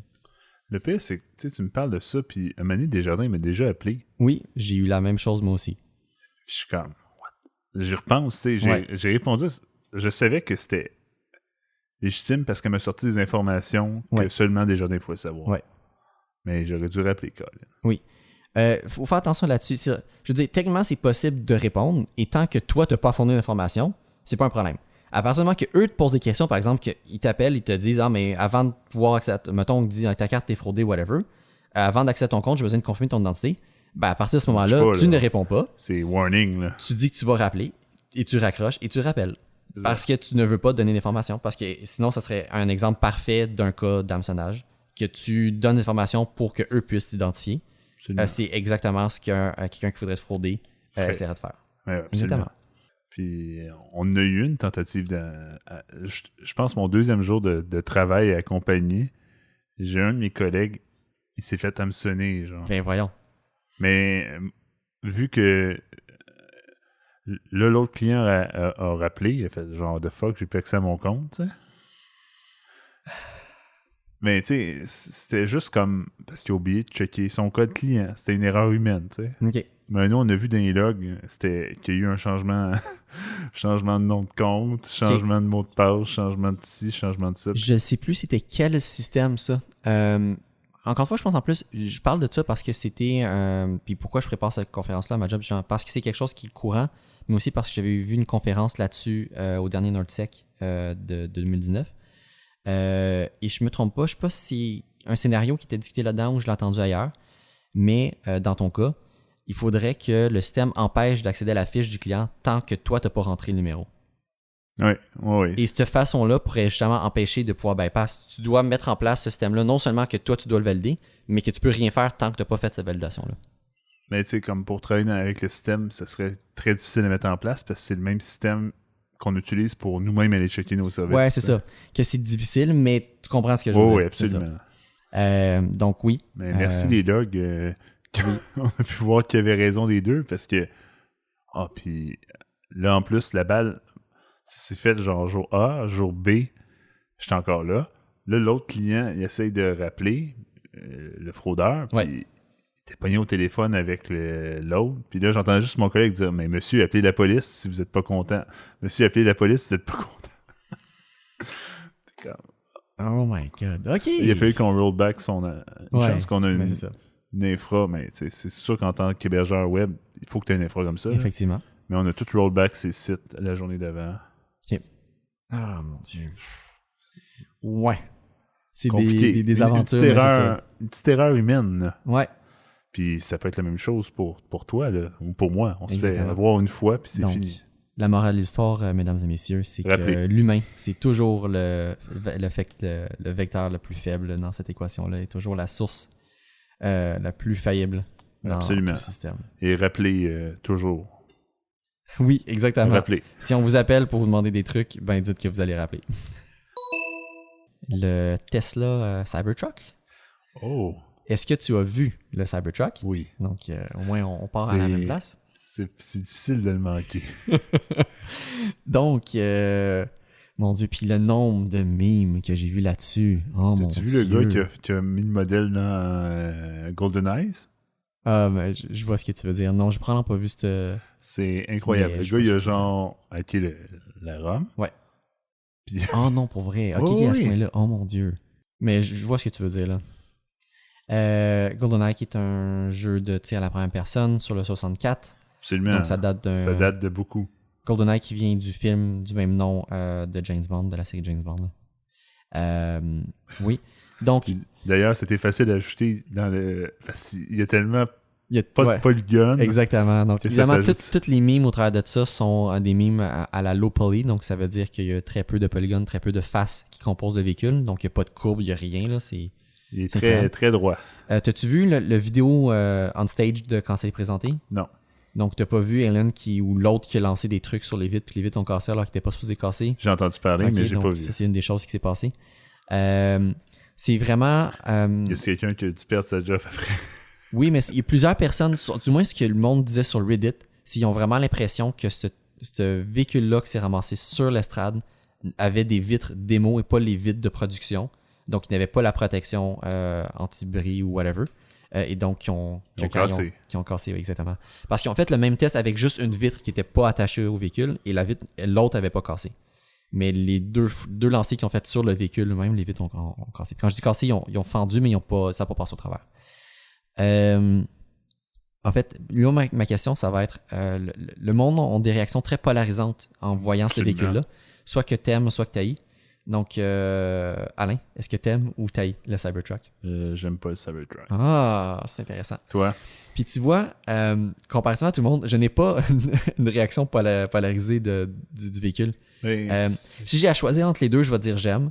Mais en même temps, je déteste pas, mais j'adore pas non plus. C'est ça. Mais moi, surtout un véhicule de ce prix-là, là, ouais, on s'entend. c'est pour ça que je dis, j'ai parlé un peu vite, là. Moi aussi, c'est plus similaire à toi. Okay. C'est pas que je déteste, là. J'aime la technologie derrière ça. Oui. 3 moteurs. Mais je parle vraiment le look, là. On parle vraiment du juste design. Pour le look, j'achèterais pas ça. OK. Parce que ça, je trouve ça vraiment intéressant parce que c'est quelque chose qu'on n'a jamais vu ça. Ou du moins, on a imaginé ça, mais on n'a jamais personne qui a osé le faire. Jamais personne qui était en prod. Exactement. Tu vois des modèles. Je sais pas si tu te rappelles le vieux guide de l'auto. Ouais, moi, ouais. tu vois toujours des prototypes, puis là, ça faisait rêver. Mais les autres, ils ont juste pogné le prototype. Puis ils l'ont fait. Ils l'ont fait. Je veux dire, t'as un char en stainless, là. C'est quand même fou, en stainless, 3 moteurs avec la plus grosse option. Ouais, avec... Ouais. J'adore la technologie derrière Tesla. Tesla, par contre, j'aime pas une certaine facette. Puis d'ailleurs, c'était prévu qu'on s'en allait vers ça. Certaines facettes de Tesla qui est... quand tu achètes un truck Tesla, ouais. s'il se fait constater perte totale, Tesla n'offre plus de service, aucun service de réparation sur le véhicule. Mais c'est couvert par tes assurances, ou moi j'espère que tu as des assurances. Oui, la personne en question, elle va être couverte. Ouais. Mais, aussitôt que tu smashes une Tesla perte totale, c'est fini. Ils vont pas la réparer, c'est ça. Ils vont plus jamais Ils vont pas la réparer. Puis, toi, mettons, tu essaierais d'assembler une Tesla, là, il te manque une vis. Tu appelles Tesla, on va te dire c'est quoi ton numéro de série? Ah non, on vend pas de pièces. Ta voiture est perte totale. Est perte totale. Ah, c'est intéressant ça. Puis, en tout cas, moi c'est. Je peux comprendre, là, donc tu avais mis right to repair ou le droit de réparation. T'as pas de droit. Puis un YouTuber, justement, qui se bat pour ça, puis lui, il s'est parti son propre garage. Puis comment il répare des Tesla, là? C'est qu'il en achète 3 démolis, puis il en reconstruit une. C'est vraiment intéressant ça. Je suis présentement... En fait, donne-moi donc le nom de ton YouTuber. Rich Rebuild. Mais c'est comme un YouTuber qui est très technique dans ses termes d'auto. Parce que moi, je pourrais te parler de la même chose, mais d'un point de vue informatique, je suis beaucoup Louis Rossmann, qui se bat pour le droit de réparation, mais côté de Apple, effectivement. Puis là, en plus, en ce moment, on a comme l'aventure du nouveau magasin, là, parce qu'il est en expansion. Il vient de signer un nouveau bail, puis il va bientôt déménager. Qui est là, cette petite affaire-là, qui est super intéressant. Mais à la base, Louis Rossmann fait de la réparation de MacBook. Majoritairement des modèles MacBook ou autres appareils Apple. Majoritairement des appareils qu'Apple a refusé de réparer ou qui donnaient des soumissions beaucoup trop élevées pour une réparation. Alors que les réparations sont généralement très simples à faire. Mais son gros problème, c'est l'accès aux pièces et aux schémas qui doit se battre. Il y a certains appareils, surtout dans les derniers modèles, qui ne peut pas réparer parce qu'il n'a pas accès aux pièces. C'est ça. Et ça, c'est simplement parce que Apple empêche l'accès à ces pièces-là. Un peu comme Tesla fait en ce moment. Ouais. Parce que Tesla, quand tu veux la vis, là, c'est pas ça qu'ils te disent. Ils disent amène-nous ton truck, puis on va te la poser pour toi, ta vis. Non. Ils ne vendent pas. Hein. Donc, ça, c'est un débat qui... Je ne sais plus si c'est au niveau du Congrès ou du Sénat américain, mais c'est un débat qui est en cours en ce moment aux États-Unis. Absolument. Il y a une législation qui est en discussion. J'espère pour le bonheur de tous, même si on est au Canada, que ça va passer, puisque probablement qu'on va avoir des échos de ça si ça passe là-bas. Absolument. Mais on devrait idéalement faire la même chose de notre côté aussi. Parce que c'est important, puis ouais, c'est juste, puis après ça, on parle de l'écologie puis tout, là. On a parlé de la marche. On a parlé 2 heures dans un épisode précédent de l'écologie, puis comme marche, quoi on exactement. on consomme plus de terre. D'ailleurs, il y a un test, là, c'est vraiment... Le test, tu dis genre comment ton rythme de vie, Ouais. ça dit combien de terre tu utilises si tous les habitants de la Terre habitaient comme toi. Ouh. As-tu un char? Ah, ok, ouais, je comprends ce que tu faisais, ouais. As-tu un char? As-tu... whatever. Toutes des questions, puis ça te dit combien de terre tu prends. Mais si tu jettes tes cellulaires à chaque 2 ans parce qu'ils pètent, là... Donc, il y a une différence aussi, puis ça, il y a plusieurs choses à adresser. Il y a vraiment plusieurs problèmes. Le fait que tu as un appareil qui est, mettons que ton ordi, là, il y a 1 an, OK? Il est encore très bon, là. Puis il y a vraiment un bris qui est clairement réparable et que tu ne peux pas le réparer. Ça, c'est vraiment cave. Ah oui. Après ça, tu as un téléphone qui a 2 ans, que tu décides de remplacer parce que, bon, il a fait sa vie utile. OK? Mettons que tu as besoin de quelque chose qui est performant, ça fait sa vie utile. Ben là, on a un deuxième problème où que si ton appareil n'est pas recyclé, on ne récupère pas les matériaux pour faire d'autres choses avec. Ça aussi, c'est un problème. Absolument. Et ça, c'est un problème qui doit être adressé. J'ai entendu parler aux nouvelles cette semaine, une compagnie qui se lançait dans le recyclage de batteries de voitures, d'une batterie rechargeable de voitures. Et ça, c'est définitivement quelque chose qu'il faut adresser parce que ça va être un problème avec le plus de véhicules qui vont se vendre. De plus en plus de véhicules électriques. Ouais. Puis ça, ce que le monde ne savent pas, c'est le véhicule électrique, juste à cause de la batterie, il faut que tu fasses 80 000 km avant d'être rentable au niveau de la construction de la batterie, tu sais. Ouais, pour le coup, les batteries sont extrêmement dispendieuses. C'est ce qui est le morceau le plus dispendieux d'un véhicule électrique. Non, mais ce que je parle, c'est point de vue trace écologie. Oui, OK. Ce que ça donne comme trace écologique, une batterie, c'est genre 80 000 kilos. Une batterie de char. Tu la changes aux 7 ans. T'sais. Le monde pense que c'est électrique, ça a 0 empreinte. Malheureusement, non. Ça a beaucoup d'empreintes. Puis aussi, ça va dépendre de ta source d'électricité. Mais le pire, si j'en parlais, le monde en parlait aujourd'hui au dîner à ma job. À job, oui. L'empreinte écologique des batteries. Là. Pas directement comme ça, mais ça. Puis l'autre problème que tu as mentionné aussi, c'est juste le fait d'avoir un auto. Absolument. Si tu possèdes une voiture. Puis tu vois, j'avais cette pensée-là cette semaine quand je me dirigeais à pied pour aller chercher une flex. Je trouve ça, pour vrai, moi, je trouve ça même plus avantageux de ne pas avoir de voiture. Mais où est-ce que tu es à Montréal? Oui. Exactement. Ben ça, c'est l'autre affaire. J'ai fait le choix de vivre en ville pour justement avoir cette commodité-là et ne pas avoir besoin de voiture. C'est comme, moi, dans mon cas, j'aimerais me rendre en transport en commun à ma job actuelle. Je peux pas. Ce qui est vraiment je peux juste terrible. pas. Mais ce qui est cool, mais pas cool en même temps. Tu sais, j'habite Vous êtes situé dans quel arrondissement, juste pour moi me donner Fabreville. Oh mon Dieu, OK, tu pars de Montréal pour aller à Laval. Oui, mais ça me prend 15 minutes en auto. Oui, parce que c'est contre trafic. Ouais, exactement. Ça, c'est génial pour ça.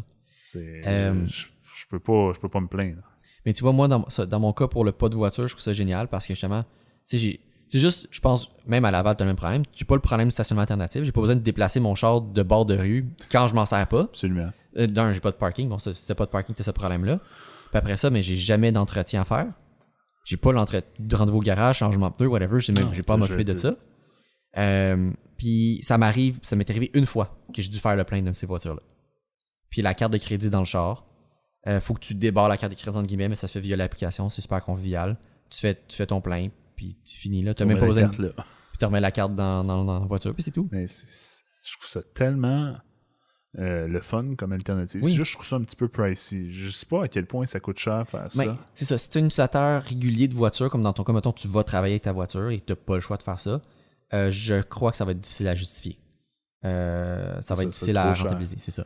Mais dans mon cas, moi, c'est une utilisation que je fais occasionnellement. Mettons, une fois par semaine, une fois 2 semaines. C'est génial. Absolument. C'est génial. Parce qu'il ne faut pas oublier que la plupart du monde ont une voiture avec des paiements à faire. Mm-hmm. Là, tu as de l'entretien régulier de ta voiture. Tu as tes freins, tu as de l'essence qu'il faut que tu mettes dedans. Ouais. Ça coûte de l'argent. Le gros problème des voitures personnelles, c'est que la plupart du temps, elle est là, inutilisée. Et c'est ce que j'espère, en fait. Puis là, tu vois, avec où est-ce qu'on s'en va, le problème va être éventuellement réglé, mais avec les self-driving cars, j'espère qu'on va avoir une espèce de combinaison de self-driving car puis de Uber, puis qu'on n'a juste plus de voiture et qu'on a besoin de voiture, on en appelle une, puis ça serait génial. Mais on s'en va vers ça. Puis l'autre affaire, c'est les infrastructures qui suivent pas au niveau de la demande. Ouais. Il y a de plus en plus de véhicules sur la route. Mm-hmm. Montréal est de plus en plus congestionné. Ouais. On se cache pas, là. Exactement. Puis quand tu arrives à un lieu, mais il faut que tu payes pour ton stationnement. Voilà. Moi, tu sais, dans mon cas, la voiture est utilisable et justifiable. Mais pour beaucoup d'autres, ça ne l'est pas, malheureusement.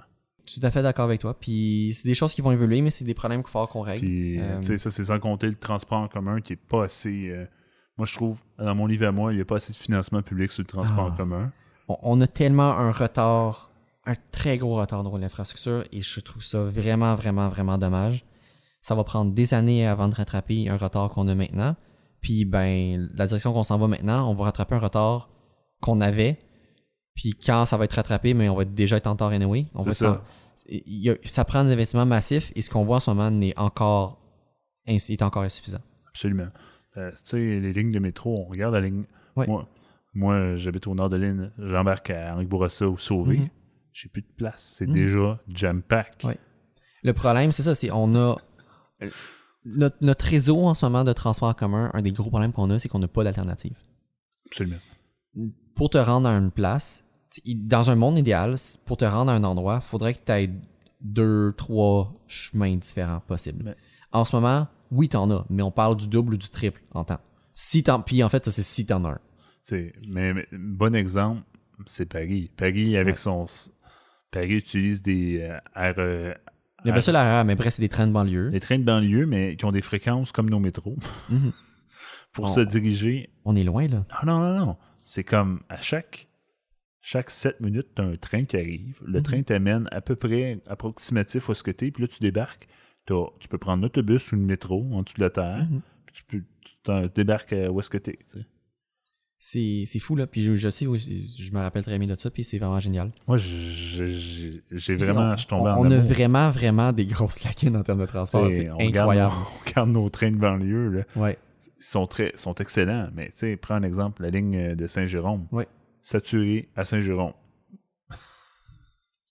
C'est génial pour aller travailler au centre-ville, tu sais. Oui, puis après ça, ça amène un autre problème, l'étalement urbain aussi, qui est pour moi un gros problème. Et c'est définitivement plus visible dans toutes les villes nord-américaines, ce problème-là, avec la présence de la voiture qui est prédominante, le transport en commun qui en arrache, comme on dit. Et c'est un problème, justement, que le monde, ils veulent toujours son lot de terrain et le monde s'étale de plus en plus. Et c'est d'ailleurs un des sujets qui a amené, on parle de la voiture d'ailleurs ce midi avec mes collègues de travail, qu'en faisant ça, ça t'amène avec des gros quartiers résidentiels que tu n'as pas le choix de prendre ta voiture pour aller à l'épicerie parce que tu n'as rien de proche.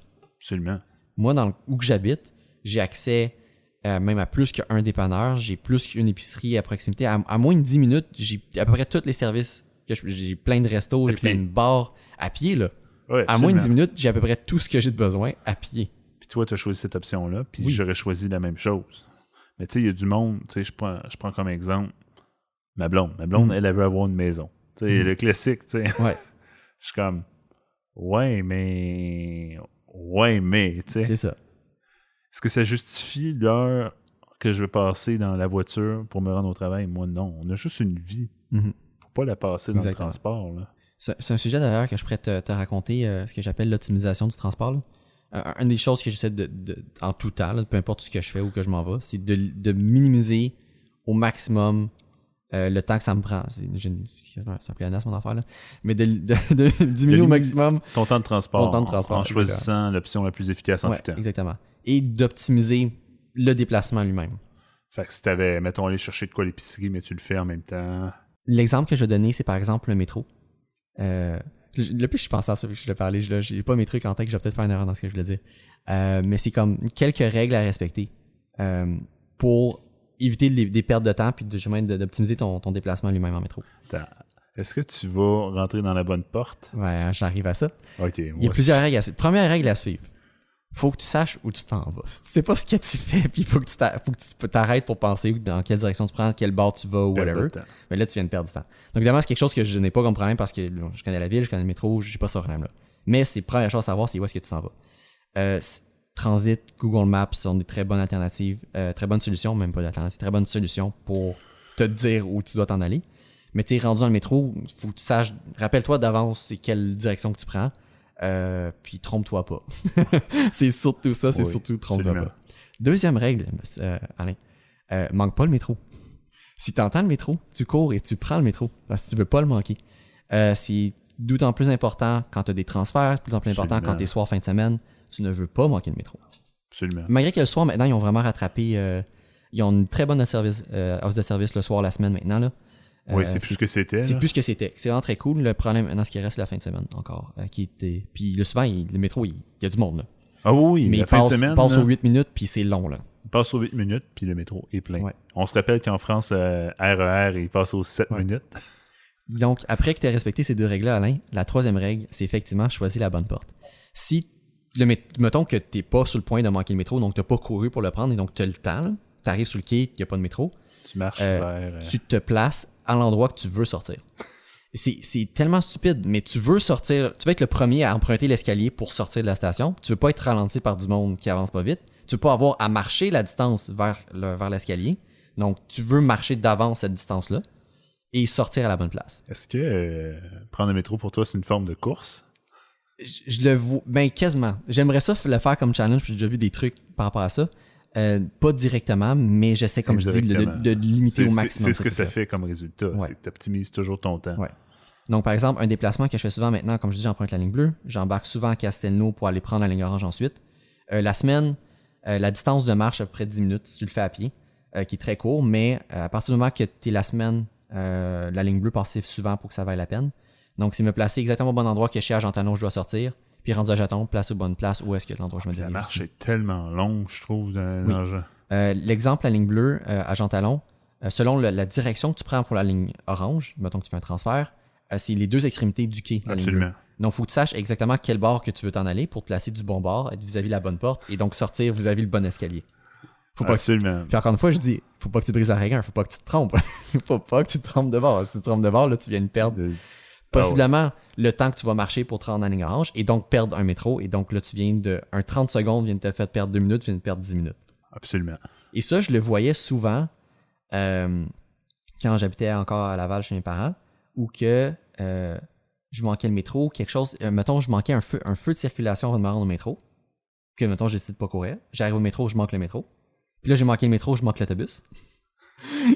Et là, ça vient de débouler. Une perte de 30 secondes vient de résulter genre un 15, 20, 30 minutes en bout de ligne. Malheureusement, ce qui m'énerve beaucoup en transport en commun, là, c'est attendre son transport. Ouais. Tu sais, ça me dérange pas d'être dans un bus. Le bus, il arrête à tous les poteaux. Ça, je comprends. Il y a du monde qui embarque des barques. C'est normal. Ouais. C'est nécessaire au fonctionnement. Mais quand tu manques... Parce que, on va s'entendre, c'est fréquent. Là. Dans ton cas, c'est arrivé souvent. Tu manquais la lumière qui faisait manquer le métro. Ah oui, c'est con de même. Là. Ben, tu perds 20 minutes. Ouais. Et voilà. Mais ça, c'est des choses qui arrivent tout le temps à tout le monde aussi. Là. Ça, c'est vrai tout le temps. Là. C'est-à-dire, 20 minutes, là, tu peux passer de Huntsic à Downtown si t'es pas de trafic. Ouais, puis métro, c'est même distance à peu près en termes de temps aussi. Là. On parle de 20 minutes de métro. Non. Ben oui. Là. Quand t'es dans le métro, oui. Ah, ok, oui. C'est ça, quand t'es dans le métro. Oui. Mais c'est ça, exactement. Donc, pour moi, oui, c'est quelque chose, genre, c'est un gros focus, entre guillemets, pour moi, dans mes déplacements, parce que je veux justement limiter au maximum. Est-ce que tu ressens de la frustration des fois? Ben, quand je manque quelque chose, oui, définitivement. OK. Parce que tu sais que ça vient de... T'es conscient de l'impact. Oui, tu te rends compte que le fait que tu te sois perfectionné, ça te cause un stress supplémentaire quand tu... Mais pour moi, le déplacement, à la base, c'est une perte de temps. Ouais. Que j'essaie de le limiter au maximum. Il y a du monde qui vont faire autre chose ou qui ne le voient pas comme ça. J'ai un de mes collègues de travail qui habite à Mascouche qui prend le train puis c'est 1h30 l'aller. Là, OK? Il veut. Mais lui, okay? il doit aller. Oui, mais ça, il y a une partie qui est dans le train, donc une partie qui peut faire autre chose. Donc, que ce soit au laptop, écouter quelque chose, whatever. Ça reste que pour moi, c'est inacceptable. Perdre 3 heures dans le transport par jour, je ne veux pas vivre comme ça. C'est des choix que des personnes font, d'accord, mais ça, moi, c'est hors de question. Donc, moi, ce que je trouve vraiment terrible, ça, c'est même moi qui habite en ville, j'habite très proche de mon travail. Et jusqu'à tout récemment, j'avais mes travaux sur ma rue, d'ailleurs, qui sont terminés depuis vendredi passé. Wow, enfin. Et pendant les travaux, c'était une demi-heure me rendre au travail. J'ai eu même des fois où que le service de boss était en même temps. C'était un problème qu'on a eu récemment, d'ailleurs, qu'on pourrait reparler, mais qui a eu des lacunes récemment, qui s'est même passé aux nouvelles, faire comme « Ah, mais il y a plusieurs boss qui sont pas réparés en ce moment, donc il manque des autobus sur le réseau. Ça crée des retards, ça crée whatever. » Puis moi, il y a des matins que je l'ai ressenti que vraiment, il n'y a plus de boss. Puis là, je me mets à attendre un autobus. Il n'y a plus d'autobus. Que des fois, je me suis mis à comme prendre le métro jusqu'à Parc, prendre un bus sur Parc parce qu'il n'y avait pas de 55 qui s'en venait. Wow. Puis en plus, j'attendais à 55, puis là, j'avais le détour qui s'en venait devant moi. Là. C'était vraiment terrible. Puis j'ai des matins que ça m'a pris 45 minutes ma ronde de travail. Alors acceptable, que là, quand je sais que... quand je le fais en planche, ça me prend 10 minutes. Ça n'a aucun rapport. Quand je dis planche, je dis une planche, un longboard électrique. Oui, qui va à 35 km/h. Que je ne peux pas rouler l'hiver, donc je dois prendre l'autobus. Je sais pas si t'as entendu parler des scooters. Ben, Des scooters électriques. Toujours quelque chose qu'on entend parler. Aux États-Unis, mais là, on a eu nos essais avec Lime. Il n'y a pas eu l'autre aussi qui est apparu. Bird? Ouais, Bird, il est apparu aussi? À Montréal, j'ai entendu parler, mais je sais pas s'il est apparu. Du coup, on a eu Jump et Lime. Puis là, j'imagine qu'on va avoir des retours de ça éventuellement, d'ici l'été prochain, voir si ça revient, puis si ça continue. Moi, j'ai travaillé dans le centre-ville, puis les jumps, ils étaient partout. Partout. Intéressant. D'ailleurs, on en a parlé dans les podcasts précédents, mon lieu de travail très chic. Mais n'importe où. Le monde n'y barrait même pas, il faisait juste des essais. Non, mais ça, je l'ai vu tellement souvent des jumps barrés sur eux-mêmes. Parce que les jumps ont physiquement un cadenas, mais évidemment, j'imagine que le vélo, il check que le cadenas est fermé, mais t'es pas obligé de le louper après quelque chose, qu'ils font juste le louper après lui-même. Là. Non, mais il faut que tu prennes une photo après. Ah, il y a du monde qui le font pareil, qui prennent... I guess, il n'y a pas de check. Oh mon Dieu, c'est incroyable. Mais oui, je sais pas ce qui va se passer avec Lime parce qu'ils ont mis tellement de limitations là-dessus. Je trouve ça vraiment abusif. Là. Quel genre de limitation? Obligé de majeur, obligé d'avoir un casque, obligé de le parker aux endroits désignés, il peut pas rouler sur le trottoir. On va se le dire entre toi et moi. Oui. Là. J'ai jamais vu personne avoir un casque. Je le sais. Puis même chose pour le Bird. Là. Ouais, ça. Mais Jump n'a pas la même. C'est ça qui est drôle aussi, c'est que Jump n'a pas la même réglementation. Comment ça, eux autres qui ont passé à C'est un vélo. C'est pas une trottinette. C'est ça. Mais, excuse-moi, j'ai dit Bird, je veux dire Jump. Ouais, Jump. Jump aussi, tu es obligé d'avoir un casque parce que c'est un vélo assisté électrique. Ils ont dit ça? J'ai pas de mémoire que c'était dit pour Jump. Non, mais dans la loi, c'est dans la loi. Okay. Si tu as un vélo qui est assisté électrique, tu es obligé par la loi d'avoir un casque. Fait que, à cause de ça, mais même chose avec Jump, j'ai jamais vu un utilisateur avoir un casque. Là. Ah, ok. Mais oui, en effet. Moi, mon Dieu, jamais. Que j'ai hâte de voir ce qui va se passer avec ces services-là. Ça va avoir passé. C'est intéressant pour tu cours. Tu sais, comme exactement le temps que ça te prend pour te rendre à la job. Ouais. Là, un 10 minutes qui en prend 45 en boss. À l'heure de pointe. Donc, je suis bien content que ma rue est rouverte, que l'autobus peut rouler normalement. Donc, maintenant, mes déplacements, c'est quand même des déplacements hivernales. Donc, c'est entre 15 et 20 minutes, mettons, mon déplacement. Tu te rends compte que t'es chanceux dans la vie. Oh mon Dieu, mais là, ça fait du bien. Là. Moi, je perds pas beaucoup de temps. Si tu te compares avec tes collègues, c'est toi qui as le plus court. En termes absolus, je ne crois pas que j'ai le plus court, mais je suis dans les plus courts. Définitivement. J'ai un de mes collègues qui est près à la même distance que moi, mais il est plus en diagonale, qu'il n'y a pas une ligne directe comme moi j'ai. Je suis probablement le plus court, mais je sais pas. Faudrait que je pose la question. Parce que moi, tu sais, je me demandais, tu sais, qui travaille à ma job. Ouais. Je suis dans les plus loin. J'étais à 15 minutes. Ah, quand même. Là, tu parles de ta job en ce moment. Oui, ma job en ce moment à Laval, à Fabreville. Ouais. Donc, tu sais, c'est quand même étonnant, tu sais. Je me disais, le monde va venir de loin, tu sais. C'était Non, parce qu'il y a le problème de la 15. Tu sais, mettons que tu viens de Blainville, mettons. Ouais. Mais le matin, t'as le même trafic que tout le monde. Le monde descend. Toi, tu t'arrêtes à Laval, mais c'est quand même loin. C'est... Ouais, transport. Ouais. Cool. Un sujet qu'on aime beaucoup, qu'on parle beaucoup. Je t'ai parlé de ma carte puce l'autre fois. Oui. Et je t'avais montré mon prototype. Puis là, en fait, je vais te passer celle que j'ai maintenant. Donc, celle qui est ma vraie carte puce que j'ai transformée en carte avec mon enveloppe. Là. Mon étui un peu aussi avec. Je vais expliquer ce que je vois en ce moment. Oui, vas-y. Je vois pas de carte puce. Déjà là, il y a un problème. Là. Je vois qu'il est marqué opus, mais je vois un truc en plastique très rigide. À peu près impossible à bender. Qui n'est pas une carte puce, mais j'ai l'impression que tu as emballé ta carte puce. Donc, ma carte puce à l'intérieur, là, ça fait déjà plusieurs semaines que je l'ai. Je pourrais penser une semaine après qu'on a fait donner des podcasts là, que j'avais celle-là. Et je l'utilise à tous les jours, puis ça fonctionne très bien. Je n'ai eu aucun problème avec. Puis donc, c'est ça. Donc, ce que j'ai fait la même chose que lui. Mais en plus de ça, j'ai racheté mon autre téléphone au Orlando. Donc, le numéro de série, le numéro de téléphone, le mot Opus et mon slogan. T'as-tu pris la même police? Ça ressemble à être une police similaire. Laquelle? Opus. L'Opus, c'est même pas. J'ai cherché en plus, puis j'ai pris le temps d'en regarder quand j'ai fait celle-là pour voir comme, je peux trouver quelque chose de plus proche. Puis là, je fais comme, je sais pas. Ben, parce qu'on Mais voit c'est ça proche, traîner, c'est là, proche. je sais pas que c'est une Opus. Personne ne sait que c'est une Opus. Exactement. Mais tu vois ce que je voulais raconter, puis c'est ce qui est arrivé avec moi. Plusieurs personnes me disaient quand je montrais cette carte-là, ils me parlaient peut-être la seule chose qui était réticent avec ça, c'est ce que les inspecteurs de la STM allaient dire. Si jamais je me fais intervenir puis qu'ils demandent de valider ma preuve de paiement, whatever, qu'est-ce qu'ils allaient dire avec cette carte-là? Et le week-end dernier, je me suis fait contrôler 2 fois. Wow!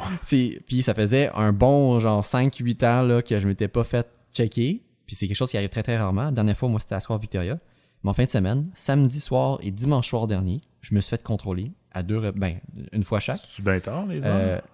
Il faisait noir. Je ne peux pas te dire, mais Une fois en sortant de l'autobus à une station de métro et une autre fois en sortant du métro qui était à une autre station aussi. Qui est complètement nowhere, comme je dis, un samedi soir, il n'y a personne. Je sors de l'autobus, puis là, le gars qui demande votre carte opus, whatever, je ne sais plus qu'est-ce qu'il dit. J'ai donné ma carte. Il a pris cette chose qui ne ressemble pas à une carte, il l'a scanné, il a dit c'est beau, puis il me l'a redonné. Les 2 fois? Et les 2 fois la même chose. Wow. Celle à l'extérieur du boss, il faisait noir, donc à la limite, je pourrais comprendre qu'il n'a pas remarqué. Mais celle dans le métro, c'était très bien éclairé là. Il n'y avait pas d'excuse pour ne pas faire de commentaires. Toi, t'as-tu dit c'est correct? J'ai absolument rien dit. Je dis le allô, problème, je donne ma carte. Le gars, il apprend, il scanne, c'est vert, il me dit ok, c'est beau, il me la redonne. Je dis rien. Je fais comme je vais voir ce qu'ils vont dire. Moi, j'ai l'histoire de jeunesse, là. Je me faisais souvent contrôler. Puis moi, on avait une passe familiale, on va se dire comme ça. Ok, ouais. Mais j'étais clairement mineur, là. Genre 10 ans. Je me promenais avec la passe clairement à ma maman. Ouais, je me suis fait contrôler. Le gars, il scanne. Mais c'est pas un problème. Je veux dire, techniquement... As-tu le droit de passer des passes? OK. Ça, c'est une question que je n'ai pas la réponse. Ma supposition de comment ça fonctionne. Les passes tarifs réduits étudiants sont identifiées à toi, donc ça, tu ne peux pas la passer à quelqu'un. Une passe tarif régulier, techniquement, n'est pas identifiée. Même si tu peux l'enregistrer, à la base, n'est pas identifiée. Oui, c'est ça. Mais... Donc, j'assume que tu peux la donner à qui... la passer à qui tu veux. Et c'est tout à fait correct. Vu que tu as été payé le prix régulier. C'est ça. Je ne sais pas si c'est ça qui est écrit dans le règlement. Il y a peut-être quelque chose qui interdit de faire du partage de passes. Une chose est sûre, par contre, puis le pire, ça m'est arrivé avec celle-là. Un matin que là, maintenant que les autobus ils vont bien, que j'ai plus de travaux, je pense que c'est en plus, non, c'est arrivé pendant qu'il y avait encore les détours. Je vais chercher des bagels sur mon chemin. Et je prends l'autobus. Puis c'est pour ça, en fait, c'est arrivé, parce que là, c'est un des matins qu'au lieu d'attendre l'autobus puis de faire le détour, j'ai marché jusqu'à l'arrêt suivant, qui était comme un bon 10-15 minutes de marche, pour rattraper l'autobus puis le prendre à sa place-là. Et sur le chemin, j'ai descendu pour aller acheter des bagels. Et mon temps entre les 2 autobus était genre de à peu près 10 minutes. Là. Entre le moment que j'ai scanné la première fois puis le moment que j'ai scanné la deuxième fois. Ça n'a pas passé. Et ça n'a pas passé. Ça me dit le message... faut que je te retrouve le message que j'ai envoyé à un de mes amis. Puis ouais, ça a refusé que là, je dis au chauffeur, je viens de descendre l'autobus. Puis là, j'ai dit whatever. Puis il a dit ok, c'est beau, puis il me laissait rentrer. Mais genre, c'était 2 autobus différents là. Moi, au début, je pensais pas que les passes étaient checkées. Les autobus étaient connectés à Internet. Parce que clairement, il faut qu'ils soient connectés à Internet là. Pour ça, non, même pas. C'est clairement écrit dans la carte que la dernière fois qu'elle était scannée, c'est la carte qui bloque. Ça serait une façon logique de le faire. La raison pourquoi c'est comme ça, c'est que la carte ça va t'empêcher, par exemple, que tu as une station de métro de scanner 2 fois. Oui, ça c'est normal. Mais c'est écrit dans la carte, puis visiblement, elle n'identifie pas de façon unique l'endroit qu'elle a été scannée. Donc, techniquement, mettons, tous les tourniquets d'une station de métro devraient être un endroit. Et le scanner dans l'autobus devrait être un autre endroit. Et 2 autobus distincts, même si c'est la même ligne, devraient être 2 endroits différents. C'est ça. Donc, que tu scannes dans 2 boss différents à 5 minutes d'intervalle, tu devrais pouvoir scanner. C'était-tu le même numéro de boss? C'était le même numéro de boss. C'est ça, c'est peut-être ça. C'est peut-être ça. Parce que, tu sais, avec les transferts, ça marche comme ça, là. Ouais. Tu peux faire un transfert, ça c'est vraiment bizarre, là. Tu peux faire un transfert de ligne, tu peux faire 4 transferts de ligne dans ton 90 minutes, mais tu peux pas revenir sur tes pas avec le même exactement. Parce que là, c'est plus une correspondance. C'est vraiment une deuxième utilisation. C'est une deuxième utilisation. Ce que je trouve correct. Je comprends la raison derrière de ça, puis c'est vraiment ces 2 déplacements rendus. Oui. Juste pour te dire, le message qui était affiché, c'était écrit « Interdit de passer la carte ». C'est ça qui était écrit. Wow! qui est vraiment comme super vague comme message. Puis ça dit ça, genre c'est rouge, ça sonne, puis ça dit interdit de passer la carte. Interdit de passer la carte. Donc ma carte était lisible, mais ça dit pas s'il y a un titre ou non de valide, puis ça fait juste dire interdit de passer la carte. Puis je dis visiblement les autres messages ça a été mettons titre expiré ou pas de titre genre. Mais là ça dit vraiment interdit de passer la carte. Donc, aucun titre valide là. Oui, c'est ça aurait dit ça normalement.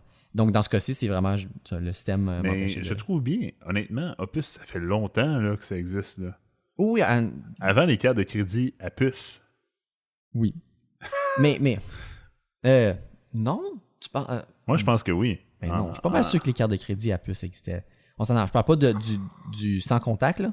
Non, moi je parle sans contact. Ok. Je pense que sans contact, c'est. Du moins en tout cas, au Canada, j'ai l'impression que tu as raison. Sans contact, c'est récent. Ça fait peut-être qu'on n'avait pas de carte de crédit sans contact avant d'avoir la carte puce. Moi, j'ai 2006 dans la tête. Je crois que c'était roll-out en 2007. Avec les métros. Non, c'était roll-out une année après le métro à Laval. Launch 2008-2009, tu vois. C'est ça. Donc, le métro à Laval, c'est 2007. Puis ça, c'était lancé en 2008. C'est une année après. Je me rappelle, il y avait encore une nouvelle station, la transition, on voyait des nouvelles bornes et on avait les anciennes en même temps. Ça fait du sens. Tu vois, parce que je me rappelle, j'ai toutes mes photos jusqu'en secondaire 3 avec mon titre des transports. Oui. J'avais ma carte de à partir de secondaire 3, ça a changé. Moi, j'ai vécu le changement quand j'étais à l'école secondaire. Ça cache un peu mon âge. Ouais, c'est ça. Mais toi aussi, d'ailleurs. Ben oui, c'était ça. Mais toi, c'est plus loin. C'est ça, c'est un peu plus loin. C'est pas toutes tes photos, là.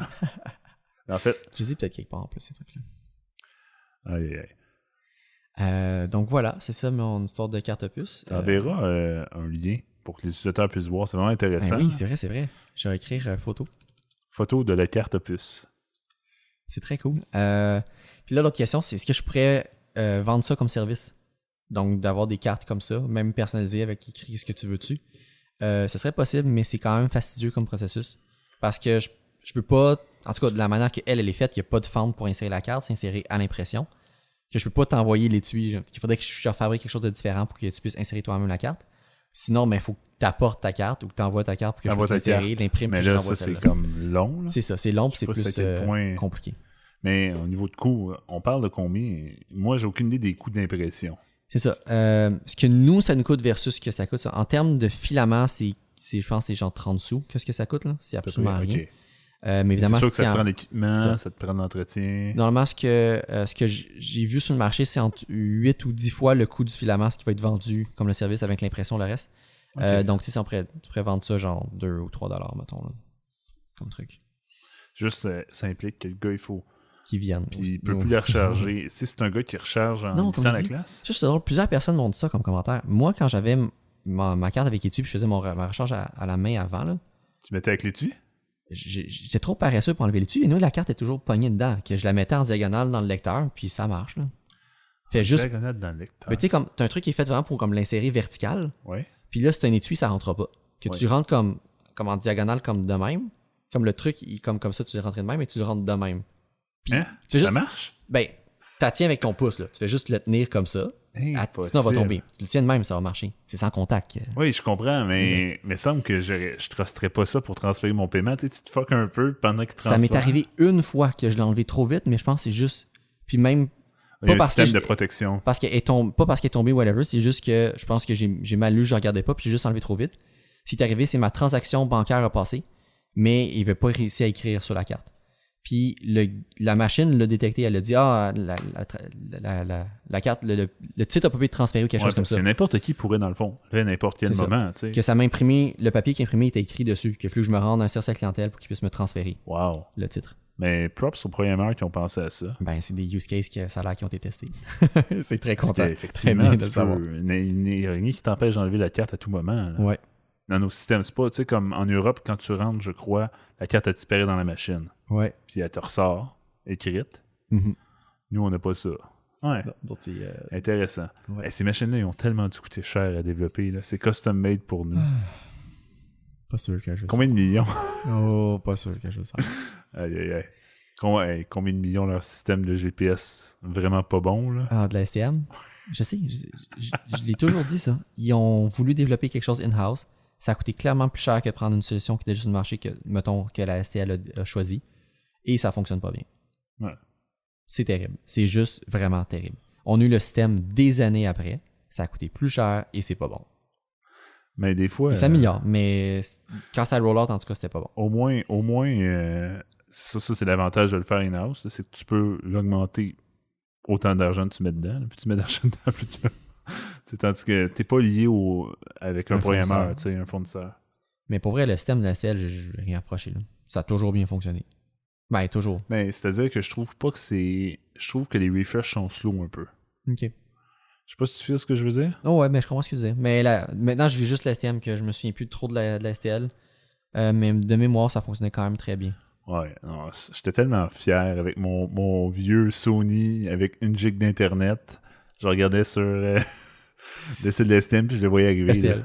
STL, excuse-moi. Je le voyais arriver. Ouais, c'est pré-transit, là. Je sais même pas quand est-ce que ça a été roll out, cette affaire-là. C'est ça qui est drôle. C'est que cette affaire-là, ça existait avant transit, là. Oh oui. Puis nous autres, STM, là, c'était ben. Ça a pris 10 ans. Ça a pris 10 ans par rapport à STL, là. Je suis quasiment sûr. C'est incroyable. Donc, en fin de semaine, j'étais au Ikea. Avec un char loué? Non, en fait, j'étais avec mes parents. Mes parents voulaient y aller, puis une autre personne de ma famille, que je dis, bon, tant qu'à faire, on va faire ça collectif. Exactement. Faisais-tu longtemps que tu avais été au Ikea? Un petit bout, mais pas tant que ça. C'est quand même un utilisateur fréquent du Ikea. Oui, je suis comme trop. Je suis trop souvent. Moi, je connais l'entrée l'entrée secrète, là, entre guillemets. Tu sais, quand t'es sur la 720. Oui. L'entrée secrète. C'est Google qui m'a appris ça. Mais moi aussi.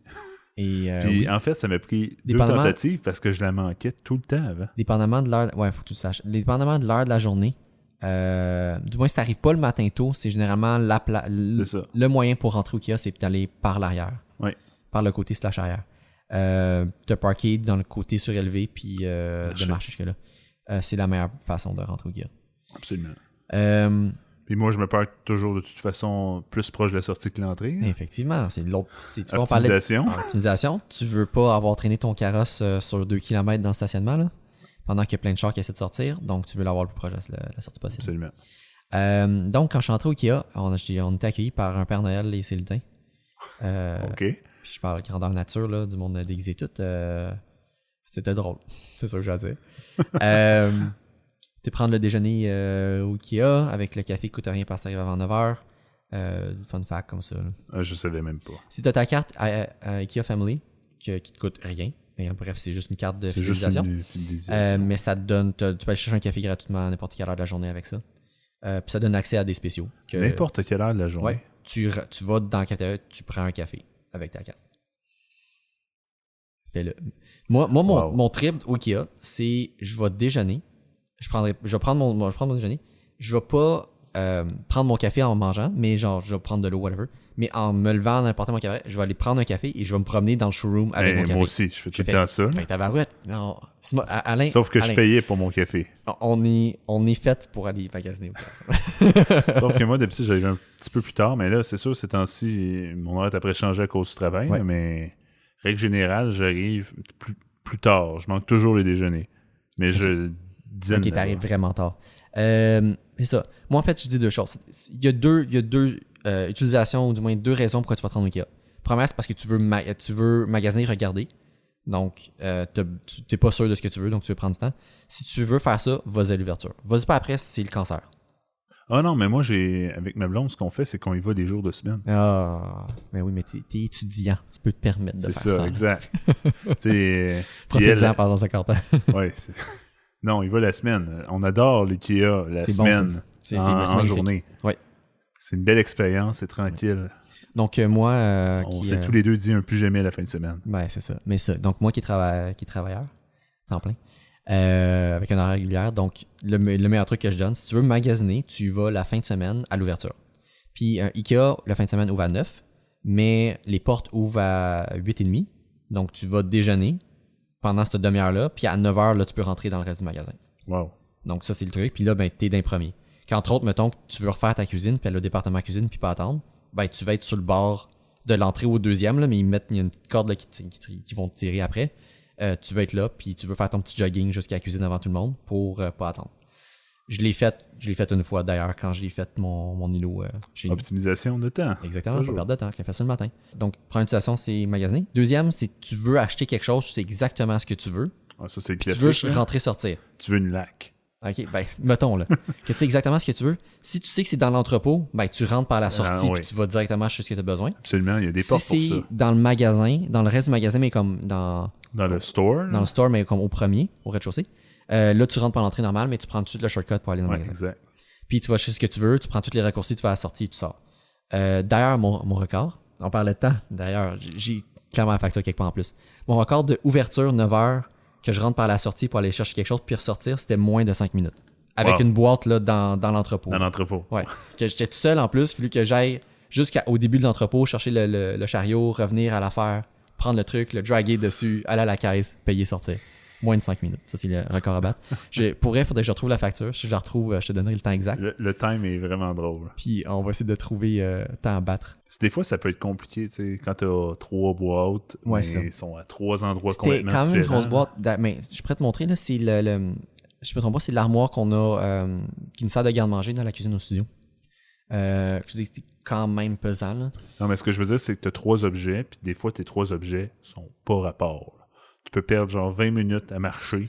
À date, j'étais chanceux, parce que j'ai acheté quand même pas le sac, puis je te raconterai après. Puis tous les trucs d'ensemble étaient en même place. Que ça, moi, c'était pas trop pire.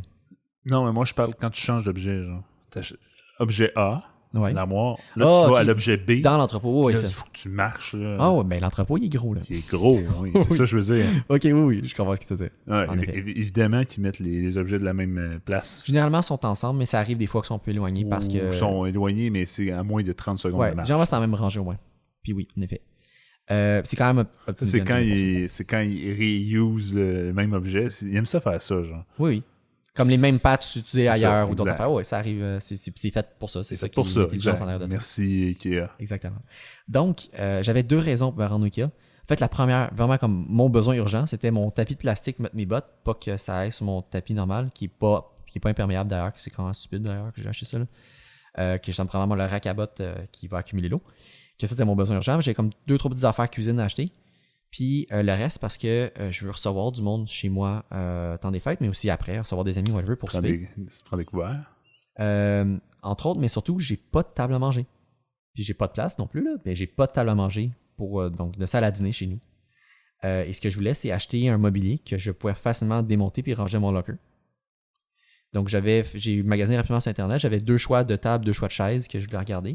Puis j'ai été voir sur place. C'est le genre... OK, je comprends exactement Ok. ce que tu veux faire. Que finalement, Tu laisses les 4 tables. les 4 pattes, exactement. puis Puis ce que j'ai retenu, effectivement, c'est une table avec les 4 pattes qui est tenue par une vis que je peux dévisser, bam. On en voit souvent DreamHack, Planetes, des genres de tables qu'on utilise. Pas celle à bureau, mais celle de cuisine. Puis t'en as une en brun, puis une en blanc. Moi, j'ai pris celle en blanc. Puis au lieu de prendre une chaise pliante, au début, j'ai regardé les chaises pliantes. Finalement, j'ai pris une chaise qui se stack. Bon move. Puis plus confortable que la chaise pliante, puis même moins cher qu'une des chaises pliantes que je regardais. Puis Pas voilà. nécessairement parce que c'est pliant que C'est moins ça prend cher. moins de place. Exactement. Donc voilà, que là, ben, j'ai acheté tout ça, qui était quand même volumineux. Que j'étais content que mes parents étaient là pour m'aider à transporter Merci, ça. puis rentrer parents. ça. Oui, je remercie beaucoup pour ça, pour vrai. L'avantage d'avoir un char. Yes. Puis tu vois, l'autre chose que je voulais parler par rapport au Ikea, on a parlé tantôt empreinte écologique. Puis je te parlais de l'histoire des assiettes de quand on va chercher du take-out aux alentours. Mais je voulais avoir un plat pour transporter des trucs, mettons l'hiver, whatever, avec un couvercle, mais que je peux réutiliser. Donc j'ai acheté un gros plat réutilisable chez Ikea que j'ai apporté, puis qui est au travail, puis quand j'ai besoin, ben, je vais pouvoir le sortir de mon bureau, puis aller Parfait. chercher mon take-out. Moi, c'est un très gros désavantage. Là. Je peux pas vraiment marcher. Où est-ce que je suis à Fabreville, là? Je suis obligé de faire livrer. Là, Tu t'es vois, fucked. nous autres, on a trop de choix autour. C'est même pas une joke, on a C'est- trop de choix. C'est comme l'inverse. T'as tellement de choix que t'es comme, C'est qu'est-ce ça. que je mange? Puis là, ça te prend quelque chose qui te décide pour toi, parce que sinon, tu décideras pas. Quelqu'un qui est down pour du mexicain ou quelqu'un qui est Exactement. down pour te donner le goût de... D'ailleurs, hey, mais tu parles du Mexicain. Là, c'est parce qu'il y a littéralement un Mexicain à 2 portes Oui. de celle de mon bureau. Je l'avais déjà spécifié dans un épisode passé. Il a fermé. Il a fermé. Il a fermé. Puis ils ont écrit un mot sur la porte. Je pense que c'est juste les propriétaires qui ont décidé de move on sur autre chose. Puis ils ont fermé le restaurant. Wow. C'est terrible. Puis c'était comme. Tu disais, c'était la place que t'as faim là, tu vas là et tu ressors en moins de 2 minutes avec ton assiette. Là. Même pas de manteau. Là. Même pas de manteau, là. Que c'est triste. Donc, on a perdu notre Mexicain. Wow. J'espère qu'il va y avoir un autre restaurant qui va remplacer. Puis que ça va être abordable. Très hâte de voir. Les loyers dans ce coin-là, ça doit être terrible. Là. Ah, c'est... Mais ça avait l'air à rouler quand même, c'est étonnant. Là. Cette place-là, oui. Sûrement Oui. qu'il devait manquer... Mais je me demande vraiment si c'est une raison financière ou d'autres raisons. Ou personnel. Ça Ouais. se peut, tu sais. Si l'owner, il tombe malade, là. Mm-hmm. Je sais pas, mais ça avait pas l'air financier. La manière que c'était, du moins... oui, non, c'est ça. dit. J'ai déjà mangé là, ça avait vraiment pas de l'air financier. Mais ça, c'est désolant, mais à Montréal, c'est le classique. Là. Ouais. On est une des villes qui a le plus de restos par habitant. Là. Mm-hmm. Ça n'a pas de sens. Ça n'a aucun sens, ce choix de restauration. Puis ça cause une compétition dans mon livre à moi qui est un peu malsaine. Surtout sur le prix, sur certains endroits. Là. Puis c'est difficile. C'est un problème en restauration puis en commerce en général. Là. Mais à cause de la quantité à Montréal, c'est difficile de se démarquer. Il faut vraiment t'offrir un produit qui est unique, sinon tu survivras. Mais tu vois, encore une fois, je pense aux nouvelles, c'est là que j'ai entendu parler de ça. Un des gros problèmes que les commerçants qui font du retail, donc qui font de la vente au détail, ont, c'est que beaucoup de monde vont magasiner, mettons, aller dans des magasins pour voir, mais vont acheter en ligne. Oui, absolument. Puis les jeunes, souvent, ils achètent leurs articles qui sont encore en magasin sur Amazon. T'sais, puis justement, aujourd'hui, j'ai été voir un réparateur / recycleur d'ordi. Je me suis acheté une tour pour un projet. OK. Le gars, j'avais déjà acheté une tour de lui exactement pareil. J'avais payé 100$. Là, il arrive, il fait c'est 75$. Je fais comme ah. Fait que l'autre, t'as-tu baissé ton prix ou t'es en spécial? Il fait c'est Noël, c'est en spécial. T'sais. Là, je fais comme c'est cool, mais tu sais, tu m'avais dit il y a bien longtemps, c'est vraiment resté dans la tête. Vas-y, qu'est-ce que j'ai marqué avec? Tu m'avais dit genre, la pire affaire que tu peux faire quand tu es dans un commerce, c'est ton ami qui est, oui, je t'ai dit ça, qui est propriétaire du commerce, c'est de demander un prix. Ouais. Puis genre, cette semaine, 2 use que ça m'a fait ça. Genre, si tu es le réparateur-là, j'ai fait, t'es sûr, c'est ton prix régulier? Moi, ça me dérange pas de payer 100$. Tu sais, je trouve déjà que 100$, c'est pas cher. Là. T'as un i5 avec whatever, giga de RAM en bon état, tu sais. Il fait non, c'est spécial. Mais là, il pensait que j'étais mad parce que. Non, je fais comme non, c'est chill, genre, je suis pas mad d'avoir payé 100$ d'autres, là. Mm-hmm. Comme, oh wow, c'est rare les clients comme toi. Puis mon garagiste, il y a 2 jours, une belle facture salée de genre 700$. Ouais. Mais là, je suis comme. Je regarde, il m'a chargé genre 1h30 de main-d'œuvre. Ouais. Impossible, ça y ait pris 1h30. Là. Je suis comme, il faut que tu manges, là. C'est pas un prix de. Fais-moi pas un prix d'amis, là. J'ai dit ça, mais il est comme, what the fuck, t'es la première personne qui me dit ça. Mais c'est cool, Alain, c'est très généreux de ta part, mais oui, en effet, la meilleure chose que tu peux faire, c'est ne pas demander de prix d'amis, puis de payer le prix. C'est la meilleure façon d'encourager ton commerce. Parce que, je veux dire, on vit avec l'argent, puis si tu demandes des prix d'amis à tout le monde, mais c'est pas de même que tu vas faire vivre un commerce. Je dis pas comme payer plus cher, mais juste non, exactement, payer le prix juste. Le prix juste. Ouais. T'sais, si ton item est pricé à ce prix-là, vends-le à ce prix-là. Fais-moi-le à ce prix-là. Exactement. Je suis venu parce que je le trouvais intéressant le prix à base. Ouais. Je m'attendais à payer 100$. Tu me le fais à 75$. Donc, la façon de encourager ton ami, c'est pas de demander quelque chose, c'est juste de magasiner chez lui. Genre, exact. D'acheter ses services, ses produits. Exact. Voilà. Juste ça, c'est suffisant. Ou tu sais, trouver des alternatives qui sont moins chères, mais tu sais, mettons, à place de changer telle partie, mais mets-en une réusinée qui va coûter moins cher. Ouais. Mais charge-moi le prix de la réusinée, tu sais. Mm-hmm. Exactement. Ouais. Donc, on peut conclure là-dessus, c'est quand même... T'avais-tu quelque chose à dire sur Ikea? Il me semble que tu l'as dit quelque chose sur Ikea. Ben, j'ai comme parlé de toutes mes affaires, mais... C'est parce que toi, c'est beaucoup trop optimisé, là. J'étais comme pas prêt à avoir ça. Mais je vois souvent Ikea, puis j'aime ça, genre juste voir parce qu'ils changent souvent les designs des modèles. Oh mon Dieu, hey, c'est vrai, ça c'est une affaire que je voulais parler à quelqu'un. Je m'excuse, là, je t'interromps. Continue à parler, puis je vais te parler ça après. Mais j'aime ça aller au Ikea, juste manger. Quand je suis dans le coin, là, genre j'aime ça, je rentre au Ikea, je m'en vais manger au Ikea, puis je passe mon chemin, je m'en retourne à la maison. Je trouve que la bouffe est vraiment comme honnête comme prix. OK. J'ai une opinion assez sévère sur la nourriture, d'ailleurs, déjeuner, mais aussi même le reste. C'est vraiment pas bon. Mais c'est de la bouffe de cafétéria, donc tu sais à quoi t'attendre. Là. Dans le temps, ce qui est intéressant, c'est les déjeuners, puis ils vendaient à perte clairement.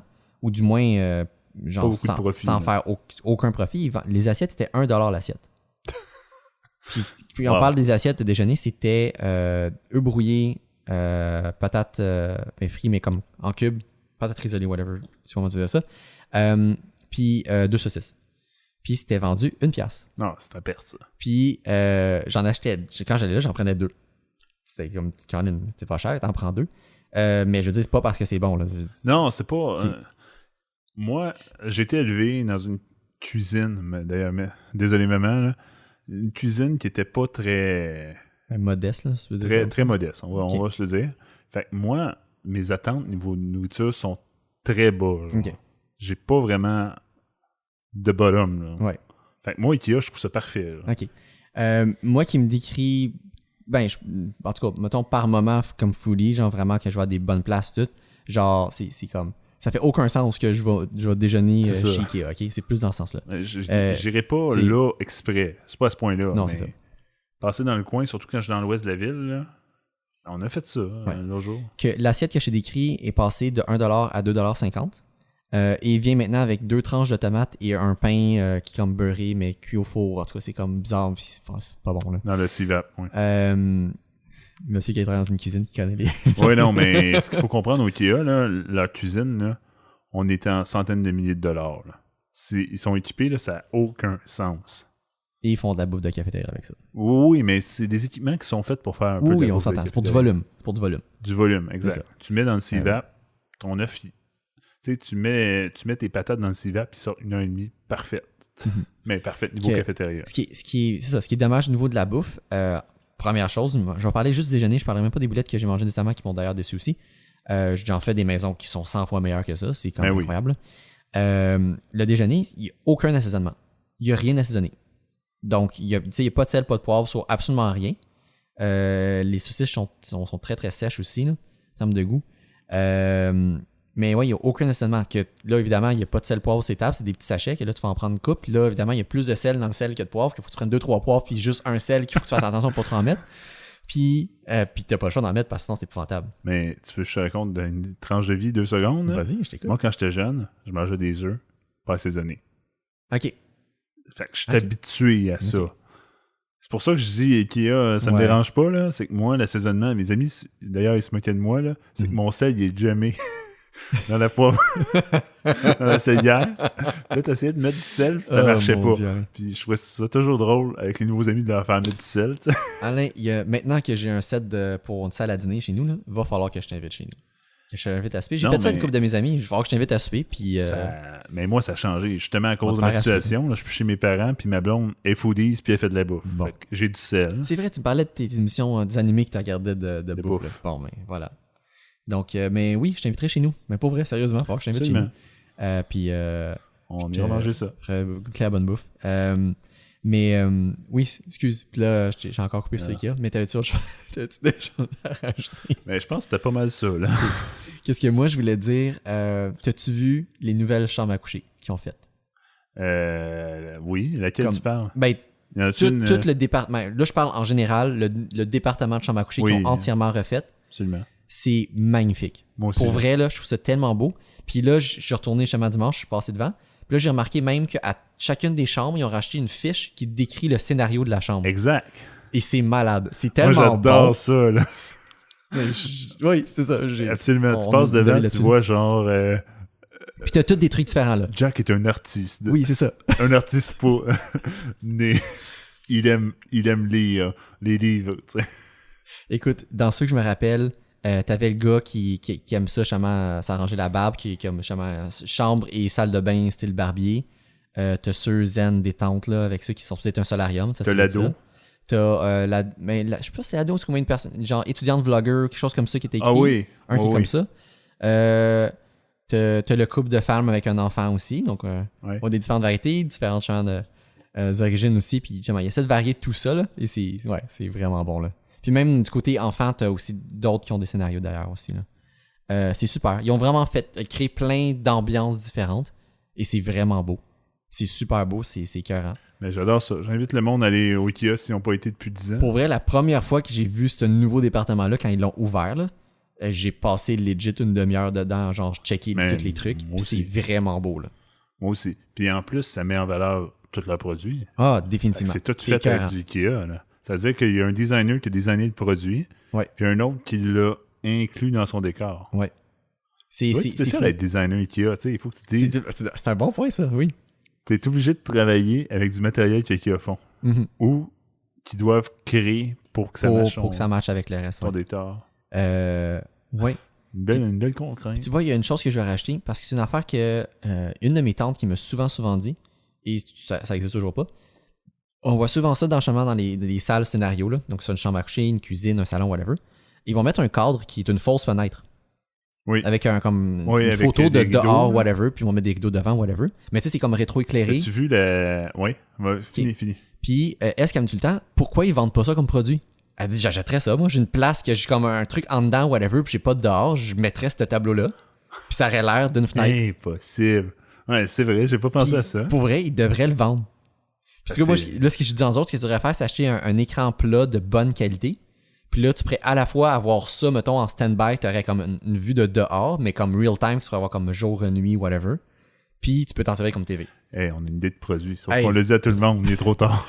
Non, mais c'est ça la business. C'est là que tu vois le monde qui vont nous revenir comme ah oui, moi aussi j'achèterais ça. Puis là, quand tu vois le feedback du monde, mais là, tu as peut-être du monde qui vont te contacter pour ça. Puis là, tu peux peut-être bâtir justement de la clientèle. Puis là, aller chercher du monde pour, Ça te pour le prendra produit. Ouais.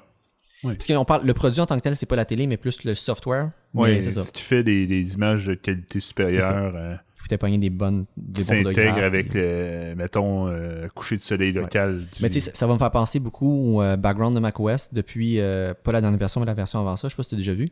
Je peux même te montrer sur mon écran. Là.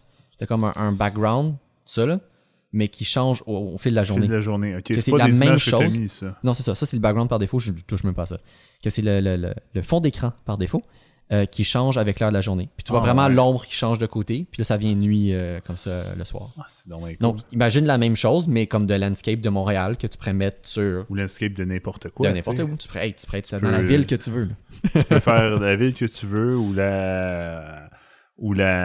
aussi la localisation. Tu sais, Ouais. tu veux une ferme, tu veux... Ça, c'est des images, mais tu peux aussi mettre des timelapses en arrière que tu vois des voitures passer, whatever. Le sky's the limit. Là. Quand tu mets même de météo, là, il pleut. Tu sais, Oui. Puis idéalement, c'est pour vrai, pour un truc qui veut, mettons, imiter l'endroit que tu trouves, ben t'aurais tout, mettons, Montréal, t'aurais C'est toutes les ça. saisons, t'aurais la pluie, la neige, faut que tu acceptes le user s'il veut, évidemment. Là. Ouais. De localisation. localisation, puis la météo en temps réel. Hey, mon Dieu, Alain, on a un produit. C'est comme ça, les amis, qu'on crée une business. Aïe, aïe. Ben voilà, Alain, à moins que tu aies autre chose à racheter, je pense que c'est une bonne conclusion Très bonne conclusion. pour notre 5e épisode.